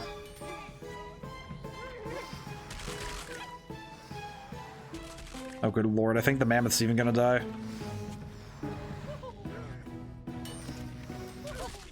Oh no, my boy. Well, I do think that... I guess the trouble is that we're still not quite reaching... I guess we're not reaching true sentient beings yet, because... These are still going to be they're gonna the key problem is that they still require somebody to start, you know, it's like you're still only deciding their parameters, what they can and can't do. So they aren't going to be, they cannot grow. There is no capacity for growth. But I do wonder if that is the capacity for growth part of being a sentient being. Because I said that adaptive problem solving is part of it, but do they need to remember that solution in order to be sentient?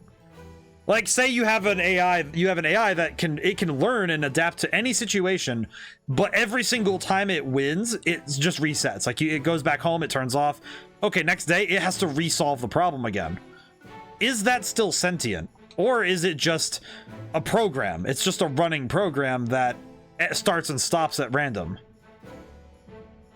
Because that's actually a pretty interesting metric to place upon it, right? Like, okay, well, it's not quite sentient yet because it is lacking some pieces.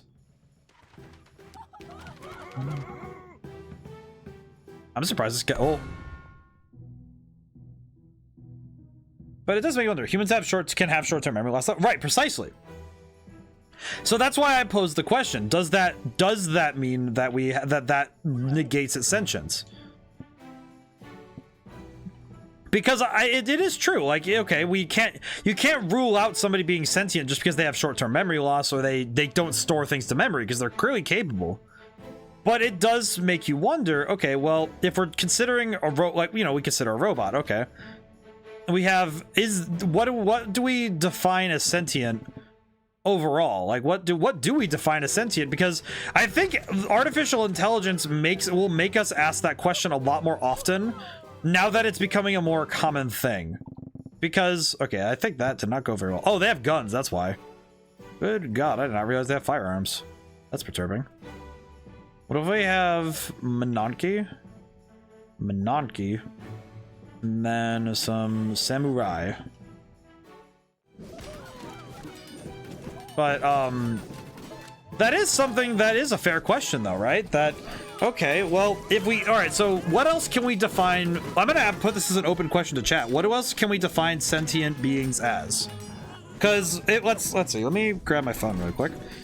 While this battle's happening, let me look up the definition of sentience, because I would like to see the actual definition in the let's see. Definition.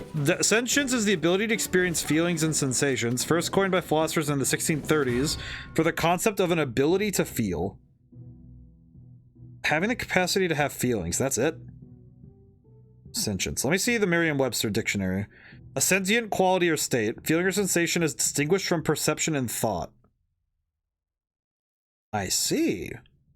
Okay, so let's take that and run with it. So according to scientific definition and defined definition, sentience is not thought. It's not about thought and perception. It's feeling and sensation. Okay.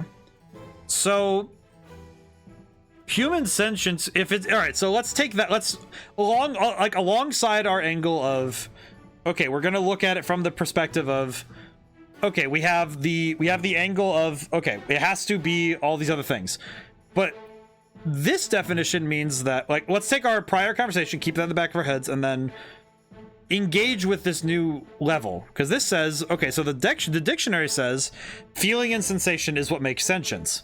Okay. So that means that our definition of sentience has suddenly expanded.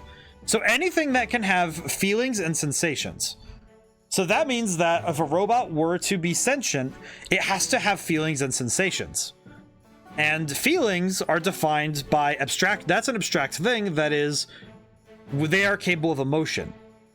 And that means that they are capable of, you know, it's like fear, anger, doubt, happiness, joy, envy, pride, sadness.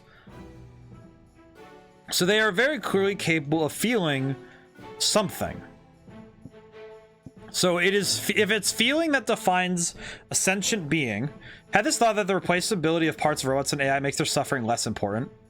Well, and I wonder though, because I do wonder, well, I wonder more specifically, does that make them more or less a sentient being?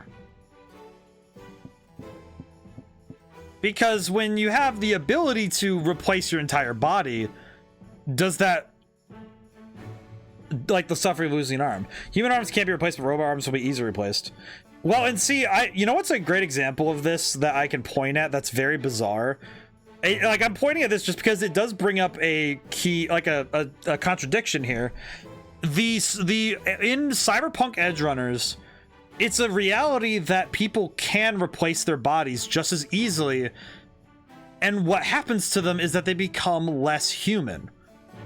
Like, we look at, I'm sorry, we're gonna dump into spoilers here. I apologize for anybody who's not seen Edgerunners.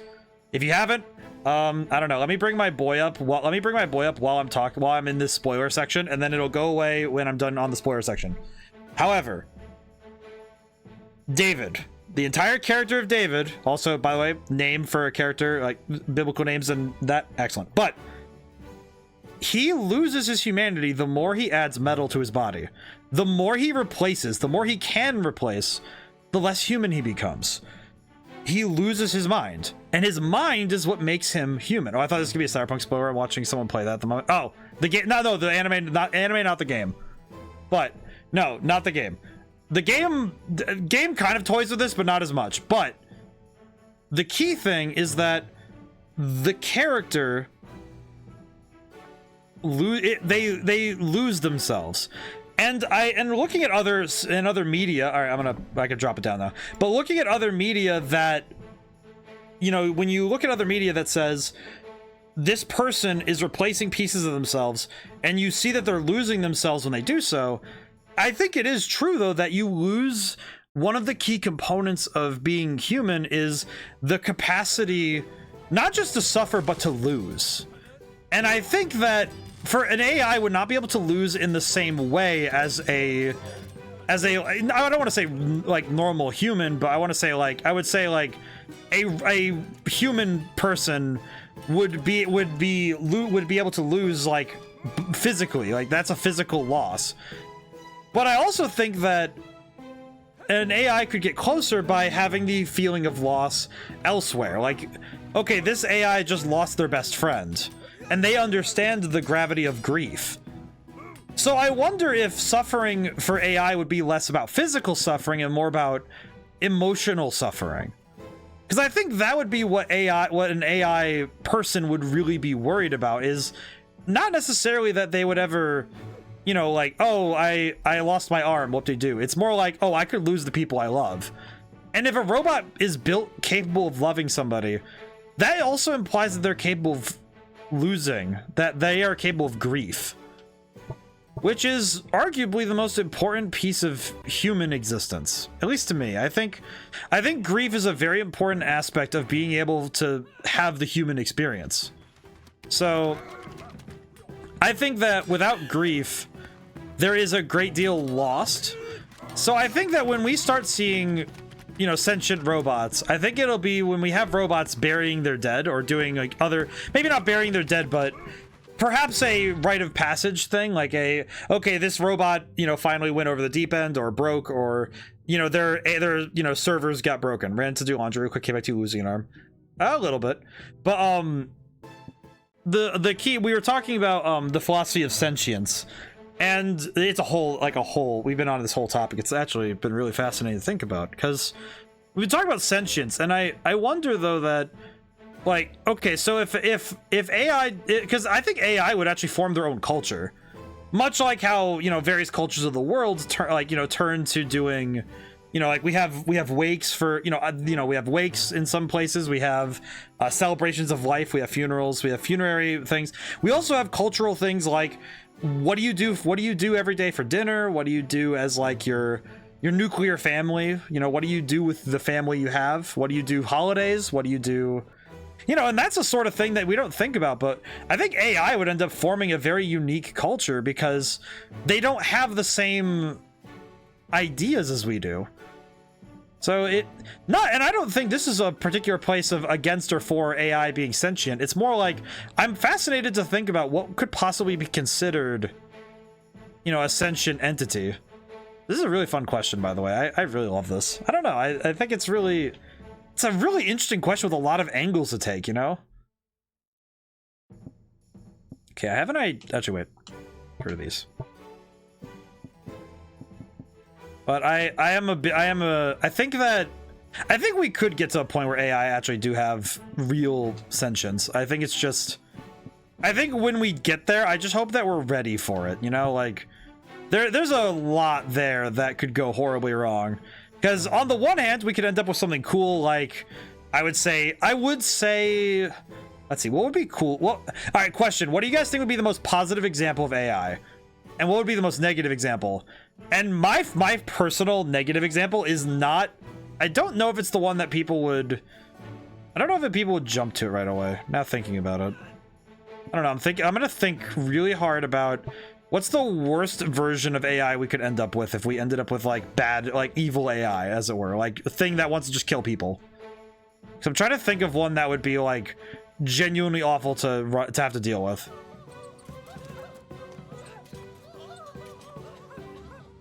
I'm trying to think of like a really awful example, like for us. Grey goo. Grey goo. Please explain, because now I'm confused. Oh, we died. Grey goo. So I know my number one like bad example of AI being bad would be, it's like positive wise, I think if we got to, I think something kind of like I think positive wise, I think something like, ironically, Halo. It's like a nanobot virus. It consumes everything, turns into more gray goo. Ew. Oh yeah, that would be disgusting. That would be awful. My controller batteries are low. Oh, piss posh. What will I do about that? But I think that one is pretty bad. That one is pretty bad, I must say. I think for me, I think mine is the Matrix, because the Matrix is run by robots. Like, that's the whole thing, is that it's just robots that got really sentient. And then there's an anime prequel to the Matrix where they showed like, oh yeah, these robots had an uprising where they demanded rights from their human makers and they were told no. So then the robots just said, okay, we'll just imprison you all then. And they were like, oh, okay, well, if you insist. And it's just like, wow, really could have avoided that whole problem if we just weren't like totally the worst about that. Which I think we're gonna want shield bearers for this one. Oops. Go, gents. Doubt this is gonna work. However, let's see. Oh, the ice arrows don't do anything. Ooh. Yeah, that's not good. Okay, let's see. Maybe. You know what? Maybe we could just do dragons and hope for the best. And then we'll put 2 squires in the back, maybe. Squires. But I think in terms of positive examples, I think ship AI. I know Halo had them, and oh, we won. That was easy. Ship AI from like Halo and Borderlands had them. Where it's like they're just functionally people that run ships, and they're kind of nice. Like Felicity, I brought up this example earlier, but Felicity from Borderlands, the pre-sequel, one of my favorite robot characters in all of fiction, and then they just kind of waste her, and it makes me upset. To put it plainly, I hate what they do to her, and it bothers me a lot. It still makes me angry. But she's one of my favorite characters because she's very fun, and she's a really nice lady, and she's great. And she also makes a really funny joke, and she makes a lot of funny jokes, and it's great. And those are the kind of, like, I feel like the best AI we can get are just like, oh, we functionally made people, but they're also just, you know, it's like they're inclined for good. And I think that's the best we can get, is having AI that are inclined for goodness. Kind of like, in a weird way, I kind of see it as we have essentially gained Pinocchio. Like, Pinocchio just wants to be a real boy, and that's fine. And Pinocchio can't be a real boy. Pinocchio can be is just fine being a real boy, and that's okay. And I think that would be the best place. I think we'll be able to eventually solve all puzzles of biology and be able to design our own custom organisms' bodily form. Oh god, how mess would that be if we have Spore? That'd be basically playing Spore, but with like the human body. Actually, wait, no, Fallout has that, because the original Fallout games, well, also 3 in New Vegas had this, where you just kind of just like, actually, what was it? There was a game where you actually did get to just decide what the baby looks like. Oh, what was it? I think it was 3, where it's like, oh, look, you can see the baby. Oh wait, no, that one lets you see the baby as like before they come out, which is still a bit unnerving, to be honest. But like, I know that there are some fictions where it's like, oh yeah, we figured out how to customize babies before they come out, and it's like, I feel like that would also be kind of funny though. Like, I know this sounds awful, but how fun, like, I guess, you know, like, I'm thinking ahead of like, oh yeah, you know, when kids start doing playground insults, like, you got grown in a test tube and you look that bad, like, really? Like, I feel like we're gonna end up there, and it's gonna be like, okay, the kids are fine, they're fine, but you know, nevertheless, people could have an elephant head if they wanted to. I feel like that would be pretty scary though. Like, unironically, that would be pretty scary. Like, you're just minding your own business and there's a loxodon outside your house. Like, oh yeah, oh yeah, that's Frank. He's doing the lights. Like, what? What do you mean that's Frank? Why is Frank an elephant? But I think also, like, the only trouble with that is that I feel like some people would take that as an affront to the inherent cultural space that, you know, our physical appearance does imply. So it would be exceptionally hard to determine culture or determine, you know, place of origin. What on earth is that? What in the goddamn? Well, that's awful. Okay, I think I know how to solve this one. Oh yeah, this is what we call solved game. I'm gonna hit it really hard. Oh, whoops. Those gents should not be on the ceiling.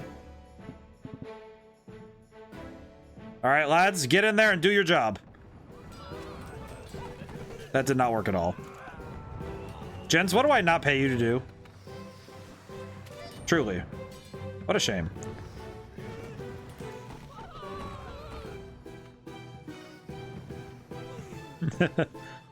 Oh boy. Fire one, please. I just want the tank to go down. Oh crap, that didn't go well. How did that not go well? I literally threw everything I had at him. That's silly. Okay, regardless, but I don't know, I think it could be interesting. It's just like, there'd be a lot of cultural and anthropological ramifications to that would be really hard to quantify. Like, it would be something that we'd have to consider in a very, you know, cultural way that would really cause a reckoning among people, I think. At least I think. I don't know. Then again, what do I know? Truly. And I don't know, I guess it's kind of funny whenever I say that, because it's like, I do know a lot. It's just fun. It's just interesting because as much as I understand this question and the prompt, I also genuinely have no clue what that would look like, you know? It's like, how exciting is that, though, that it's hard to visualize, and I'm trying to picture it, you know? Just, oh, somebody with an elephant head or a jaguar feet. Reproduction could go out of control if people could 3D print their own clones. I feel like that would be the ultimate objective for some people, though, where their goal would be, okay, we're gonna make more of myself, and I want to have total control of an entire space of the world by just basically being everywhere all at once, which is a terrifying concept, you know, just the idea of, hey, we have a person who just decided to clone themselves 100 times over, and it's like both the cultural ramifications and also just the sheer audacity of somebody deciding to make themselves 100 times over would be a little bit perturbing. Especially given the nature of such a cloning process would be probably, well, and the trouble too would be that you'd end up with a lot of DNA that would inadvertently cause issues because you'd have a lot of DNA that would start to go bad. I think there's an example of this in fiction where it's Star Wars, specifically episode 2, like the Clone Wars, where you have, where, well, it's introduced in this, but it's also talked about in a later media with Star Wars, where the reason the clone army wasn't continued is because the DNA they got from Jango Fett was essentially like went bad. Like it actually can run out. So if you keep 3D printing somebody over and over again, the DNA could end up being reduced and nulled, and then it'd end up having, you know, like the trouble is that this would not be an infallible process. You know, you'd end up with a lot of, how do I put it nicely? Horrifying defects would be, I guess, the way I'd nicely put it.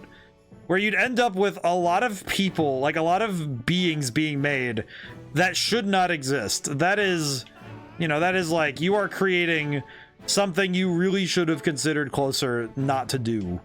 Kind of, we made a person thing, you know, like, oh yeah, we made a person who now doesn't have a, like, oh yeah, they were born without a face. Like, what? How did the DNA get this messed up, you know? Like, but it's entirely possible that it can happen. That's what's kind of scary about the whole situation, is that you could end up with the most terrifying, like, science lab, like, head ass kind of thing. To put it in the most scientific way possible. The most disturbing entity. Oh, my controller died. Oh, and it resets the battle when the controller dies? Really? Oh. Hang on. Oh, hogwash. Pretty sure we'll win, but we'll see. But regardless, I think that's kind of the trouble, see, is that is one thing about this about the process of, like, you know, messing with biology. You know that Jurassic Park line, you know, that your scientists are so concerned with whether or not they didn't stop to consider whether or not they should. I feel like this would be one of those where inadvertently, due to the nature of the problem, it would end up causing like oh hey, did you ever consider what would happen if you 3D printed somebody 100 times? You'd probably have at least 5 people come out. It can be based on a new DNA without inaccuracy with failsafes.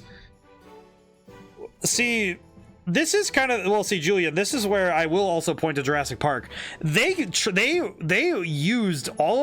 did all the things in the world they thought they could do to make it so, oh, they can't reproduce. Oh, the dinosaurs can't do this.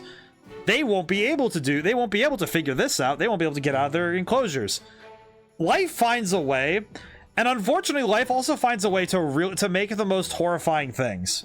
And the trouble is that once you start making life yourself, it does not always go well. Then it's like just as many examples where we have, and it was like when you say could be based on new DNA, say if you lose the original body, you can't make a clone of a clone without degradation. Like a clone of a clone is essentially, you're starting to get like, it's almost the same level of like when you inbreed, where you have the same DNA starts to spiral out and it starts to lose its connection. And that is a problem. So I do think that there is a possibility, not like it's guaranteed. I'm not going to say like it is a guarantee that, oh, we have this, just call it the same original DNA sequence. Well, see, that's the thing. Where are you going to synthesize it from? Because if you're going to say, oh, we can just fabricate it in a lab, you're not taking the original. The trouble is that, see, this is a great example. Even twins aren't the same person in the same way. So in clones, even with the same original, like we fabricated the same, you know, whatever's in the lab. You have to have it come out somehow. If you grow them in a test tube, whether you grow them in a test tube or you know, surrogate mother, whatever you do, that person has to come out of somewhere. They will grow that DNA. Once you've made, like, it's the same thing as when you make a baby. Once you make a baby, you can't unmake the baby.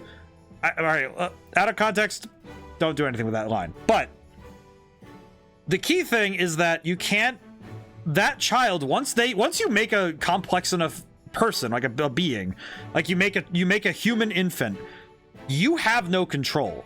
You might have some control if you, like, the technology's really far ahead, but I think that you wouldn't be, I do think that you wouldn't be able to control every aspect of it. You might be able to get a lot, and I think maybe the tech could be refined, but to get to that refined technology, you are going to have a lot of the nice way to put it is mistakes, which is probably a very awful way to describe a human child made in a test tube. However, I do think that's the fair description to make when you have a being that is being put together in a lab with the sole intent of making a person. Because you are going to end up with a lot of babies that do not turn out the way you hope they do. Which is awful to say, but I also think it's very accurate. Because I'm looking at other precedent, because even with clones that they did do, we do actually have precedent on cloning. This is actually something I do have the receipts on this one, because we did try to clone specifically some of the endangered animals. We did try to clone them. The clones ended up with a lot of issues, and some of those issues were not DNA. The DNA was perfectly fine, but the creature turned out wildly, like, inept socially. Like, they can't handle other, like, creatures of the same race, like, or species rather. But you know what I mean. You understand what I mean. Essentially, you end up with this very unique problem of, oops, that guy died. Okay, wait, I should probably go back. Let me get rid of this guy. Okay, I think I need something to get rid of those gunners really fast. So let me think. Oh, you know what I could do? Let me think. Where is he? Farmers. This. Do this. And then have some archers. But I think that is something that biology doesn't have intelligence at cellular level. Imagine if it did, it could dictate its own form and growth. Well, and it's not necessarily like, well, and that's something, I guess that's something that is, all right, so this is where I'm going to get into some weird science.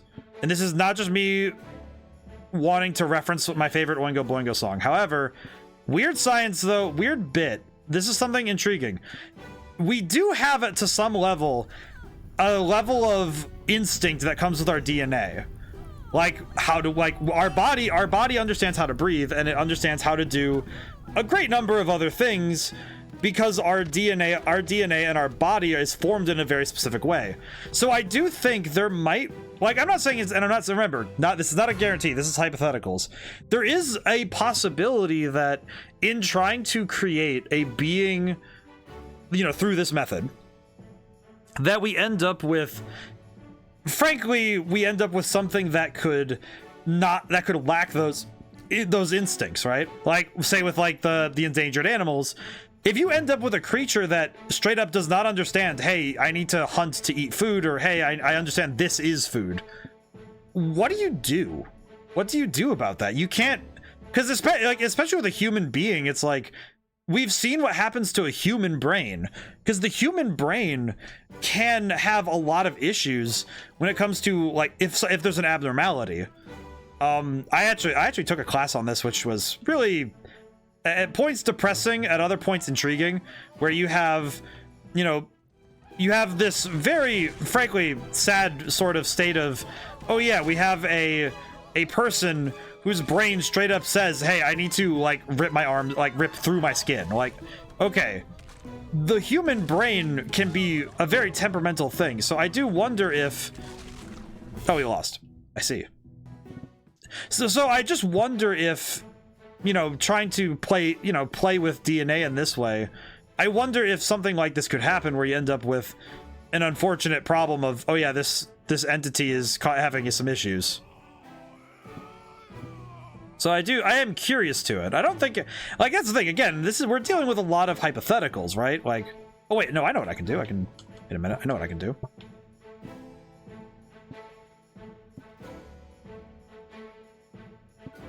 Go, gents. Make me proud.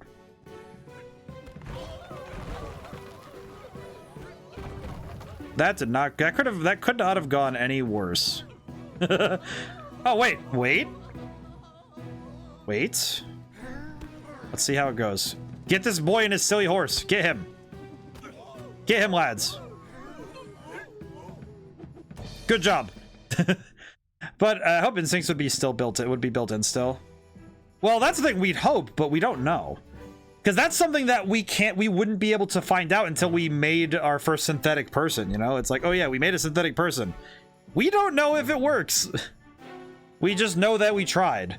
So it's not like here's the thing. It's again, like, I'm grateful we've engaged the question because it is a fascinating question, but also it is a very deeply, like, you know, it is like, it's almost slightly scary, you know? Because it's like, oh yeah, we have, you know, that is there, we do have the potential for something to be frankly terrifying. You know, we end up making something like this where it's like, we have made an absolutely horrifying entity that is horribly misfigured, you know? It's like, ah, yes, I see. This is perturbing. Like, you know, you know that whole, the meme, the, oh, sweet, man-made horrors beyond my comprehension. That's what I worry we'll end up doing at some point. Not that, and it's like, I guess, and it's thankfully not a guarantee, but it's worryingly a possibility that we'd end up making something of a rather horrifying variety. So, but, you know, I do hope that we have the wherewithal to not make only nightmare monsters, and hopefully we make something cool. And something that doesn't make some people stay up late at night wondering why they did this. Alright, go gents. Yeah, those gunners are very scary, I will say. Go, lads. Oh god, the dragon is twisted. No, lads, you must retwist the dragon. Oh, at least it's working out okay. At least it seems to be. Oh, look at that. Amazing job. Again, Dragonfire proves to be the... Okay, yeah, this is pretty good. I'm happy this game, even three and a half hours in. Someone could engineer an animal that doesn't grow skin, for example. Yeah, see, that would be terrifying, right? Like, good god. Again, like I said, I feel like...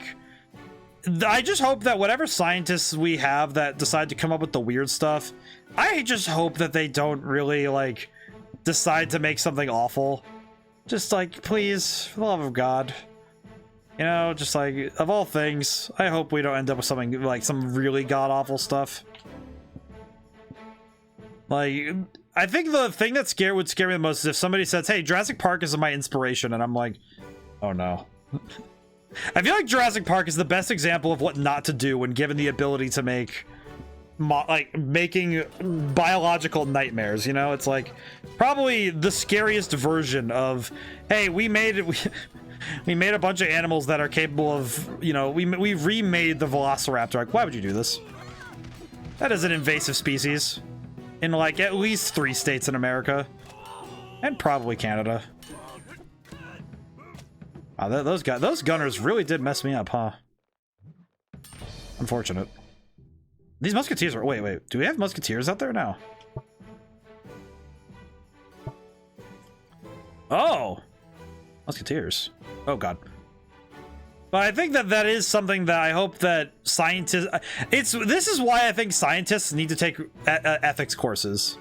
In my opinion, if you're going to be in sciences of any kind, ethics. Ethics is a must. You cannot be a scientist making, you know, biological super people if you do not have a solid course of ethics in your mind. I do not believe that is a good idea. Because that's how you end up with, you know, crocodile people crawling out of sewers and eating people in their sleep. Like, to put it plainly, that is how you end up with the worst things on the planet. Because you do not end up with good ideas with that. Oh god, yeah. Like I think that if of all things, that is like the greatest. That is the greatest point I could ever put down. Is if you're going into any sciences, please take an ethics course. Like I took philosophies, and I also had a lot of practice being on the ethics side of things. Namely, that I would be the person usually telling people in my major to stop working themselves late into the night and go to sleep. So I was definitely on the side of you need to have somebody with a good grasp of ethics, otherwise you're going to have a problem. Oh, I see. That's it. How well will this work? They didn't die from that? I'm kind of surprised, to be honest. I'm curious if these lads will actually survive this.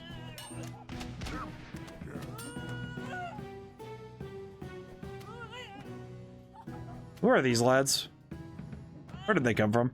You can never create an intelligent villain. You could create an intelligent villain that could never be reasoned with. Yeah.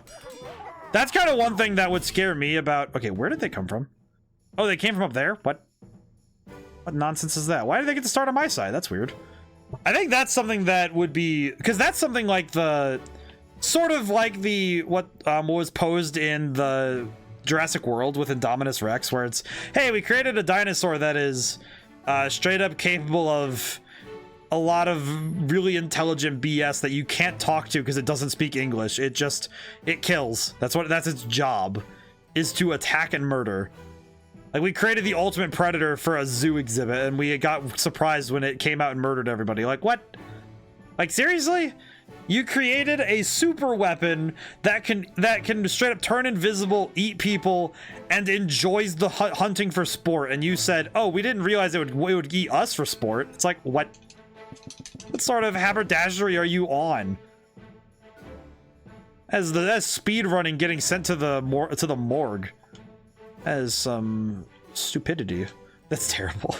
Yeah, it's just like, that's exactly what happens with the Indominus Rex. You literally created a super weapon that can eat people's faces and it turns invisible. Like, why? Intelligence would be worse, though. Well, that's the thing. It also had the ability to fake exit. That's like in the movie, they actually did that, where the Indominus Rex straight up pretended to have escaped just so they'd open the door to its cell so that it would be able to get out naturally. Like, it just did that. Like, oh, cool, you made a thing smart enough to stage a breakout, and then when you went in to find it, it just broke out anyway. Like, what? Yeah, like, no, the first Jurassic World movie, there are so many decisions where it's like, why did you decide to do this? Like, you basically made a super killer that is like, that has the intelligence of the raptors, which the raptors were already on human level intelligence. Like, that is just the worst idea possible, you know? Like, holy crap, you really thought this is gonna work, huh? That's what I'm saying. Like, this is exactly the kind of thing that is like, you need to have an ethics course. Which is funny because the lead researcher who made Indominus Rex was the one guy who definitely did not take an ethics course in college, because there's this guy named forget the doctor's name, but I do forget his name, but his whole thing was that, oh yeah, he basically just said, yeah, we're gonna forget the whole ethics thing and I'm gonna make super weapons in this lab. And it's like, please don't. Because basically a military contractor said, hey, what if we made them into weapons? And it's like, that's not a good idea. That's not a good idea. Just like, that is probably the scariest thing you could do with dinosaurs. What do you mean? It's kind of bad of me to say it like this, but I feel like if anybody's going to go into biological science, they need to watch Jurassic Park first. I feel like that is a requirement to be a biologist, in my opinion. You are not allowed to do work on biological studies if you don't watch at least Jurassic Park 1 and Jurassic World, I think, or maybe Jurassic Park 2. Nobody watches Jurassic Park 3 though. That one just makes me sad. But yeah, I think that is required watching. The end of humanity could look like Mickey Mouse and the sentient brooms. Oh my god, can you imagine if someone did that?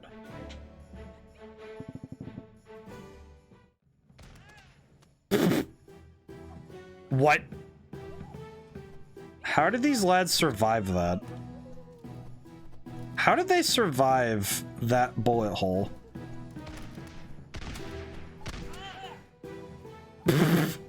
How does this work? How did these guys survive the gun getting shot in the head with a gun? Of all entities, this is truly the face of your unmaker. You still lost, but that is very funny.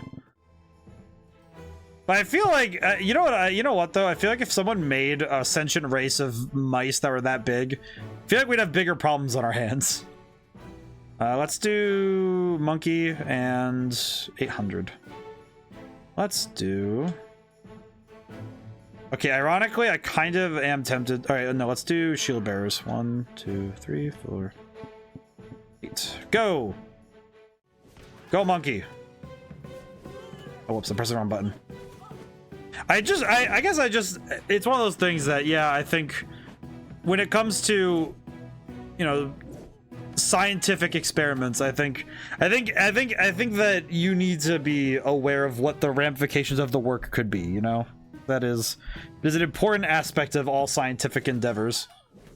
I'd even say with, like, well, back to artificial intelligence, back to, you know, like the various other fields, you know, just like weapons to weapons, you know, engineering, like energy. I think there are so many fields of study that, oh my god, what am I looking at? There are so many fields of study though that if you're not being careful and you're not understanding the ramifications of what you're making, I feel like it's just a very quick and an easy route to creating something you have no control over. Like, you are going to lose control of this thing, and it'll have dire consequences for everyone around you. Like, that is a problem. And I think it's important to understand it. I think the rest, if we make the rest into... Could make some knights, let's see. 1, 2, 3, 4... Okay, and then 4 squires. Go for it. Go, lads. Oh god, the dragons are already dead. That's awful. That is absolutely awful for us. Holy crap. Oh, we are already dead. Holy crap, that went by really fast. Holy. Okay, let me try. I'm gonna space out the dragons a little bit so that they're a little bit more spaced out, because that might help. 2, 3, 4. Just go for it. Go, lads. Nope, gunners killed all but one.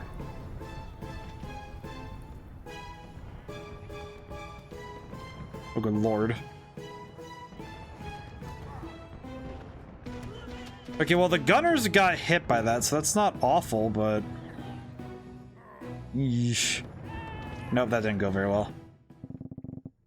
But I do think that there is a lot of... There's a lot of science being done right now that is more on the we thought we could, so we did it, rather than the idea of, oh hey, we're gonna try something. Big difference. Okay, let's see. Maybe this will work. Use watches and then I think watches and then 2 knights. The knights are doing okay. I think they're just fine. And then we'll do squire, like a bevy of squires. Go, lads. My friend was pretty in against the animal testing that was done by Neuralink. I think that here's the thing. For me personally, I think animal testing is...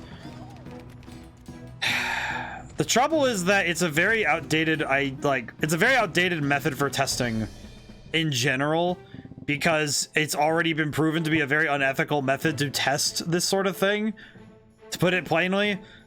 Because, yeah, it is kind of, it is a bit immoral to just test your products on animals in that way.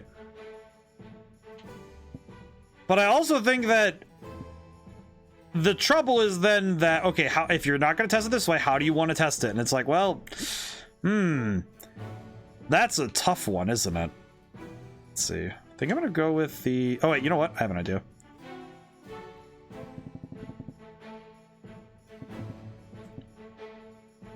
Yes, the pillow fort, it will work. This will be excellent. 900 left. How do I do this?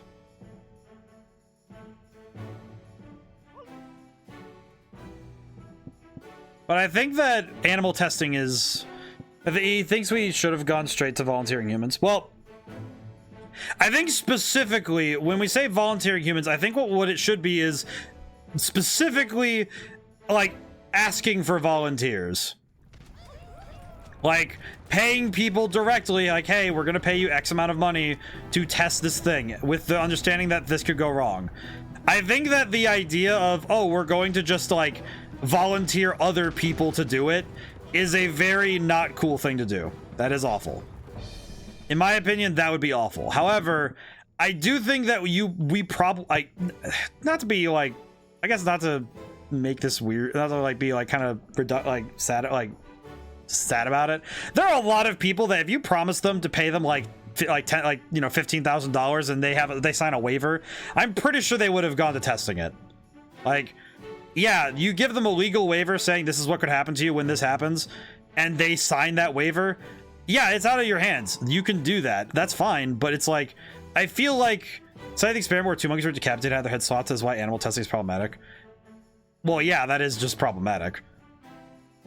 Like, I feel like that is just like, okay, you are just kind of just messing with these animals now. That is just kind of categorically against general ethics.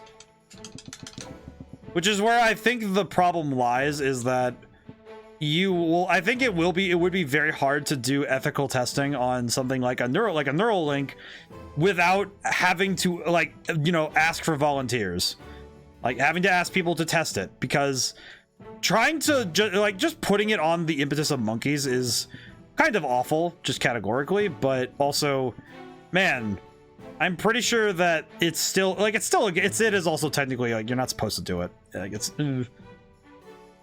one of those things you're not really supposed to be doing still, because it's not cool. Also, because we have determined that testing on animals does not give us all the data we need. All right, I'm gonna try this one more time to see if we can win this one, and if we win or lose, I think we'll just call it for tonight. Well, that was a categorical L on my behalf, but that's fine. That's okay. Bonk. Well then. Alrighty, we will call it for today because I am tired. But this has been a very fascinating philosophical stream. Holy crap. This has been wonderful. Thank you guys so much for coming by. And thank you to everyone who came by to get to stay to the end. I think we'll end there. Oh boy. I guess just to wrap up the point though, I think it is good to consider the ethical understandings. Thanks for the stream. Well, thank you guys all for coming by. So this week, Wednesdays and Thursdays as usual, we're doing, Wednesday is still Pokemon Stadium 2, and Thursday is still Tunic. Wednesday, I think Pokemon Stadium 2, I'm gonna take some time before stream to try and like sit and try to like figure out like, okay, do I have the best tactics going in? And like read some stuff up before I start. So I will do my best. And Thursday, Tunic's been fantastic, so I'm looking forward to seeing what happens. We have to have on a cliffhanger basically. And let's see, Sunday, and of course November 12th, next Sunday, we will be doing the follow-a-thon. So I hope that everybody's ready for an exceptionally long stream. And that will be a really great time, I think. So let's see. I will see who's online, because I have actually no idea who's still streaming right now. Let's go look. Let's see. Rainbow is doing her subathon, playing Stardew Valley. Okay. I don't know Alkavic very well. I haven't rated Liam in a while, but... where do I want to go?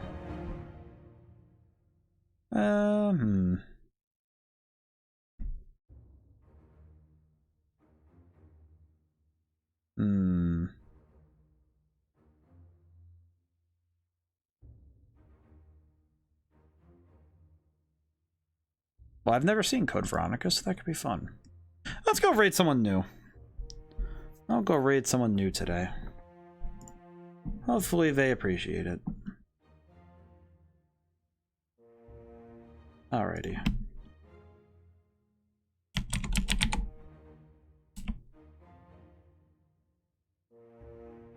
Alrighty. Well, now and whenever I see you guys next, goodbye for now, and thank you. I'll see you soon.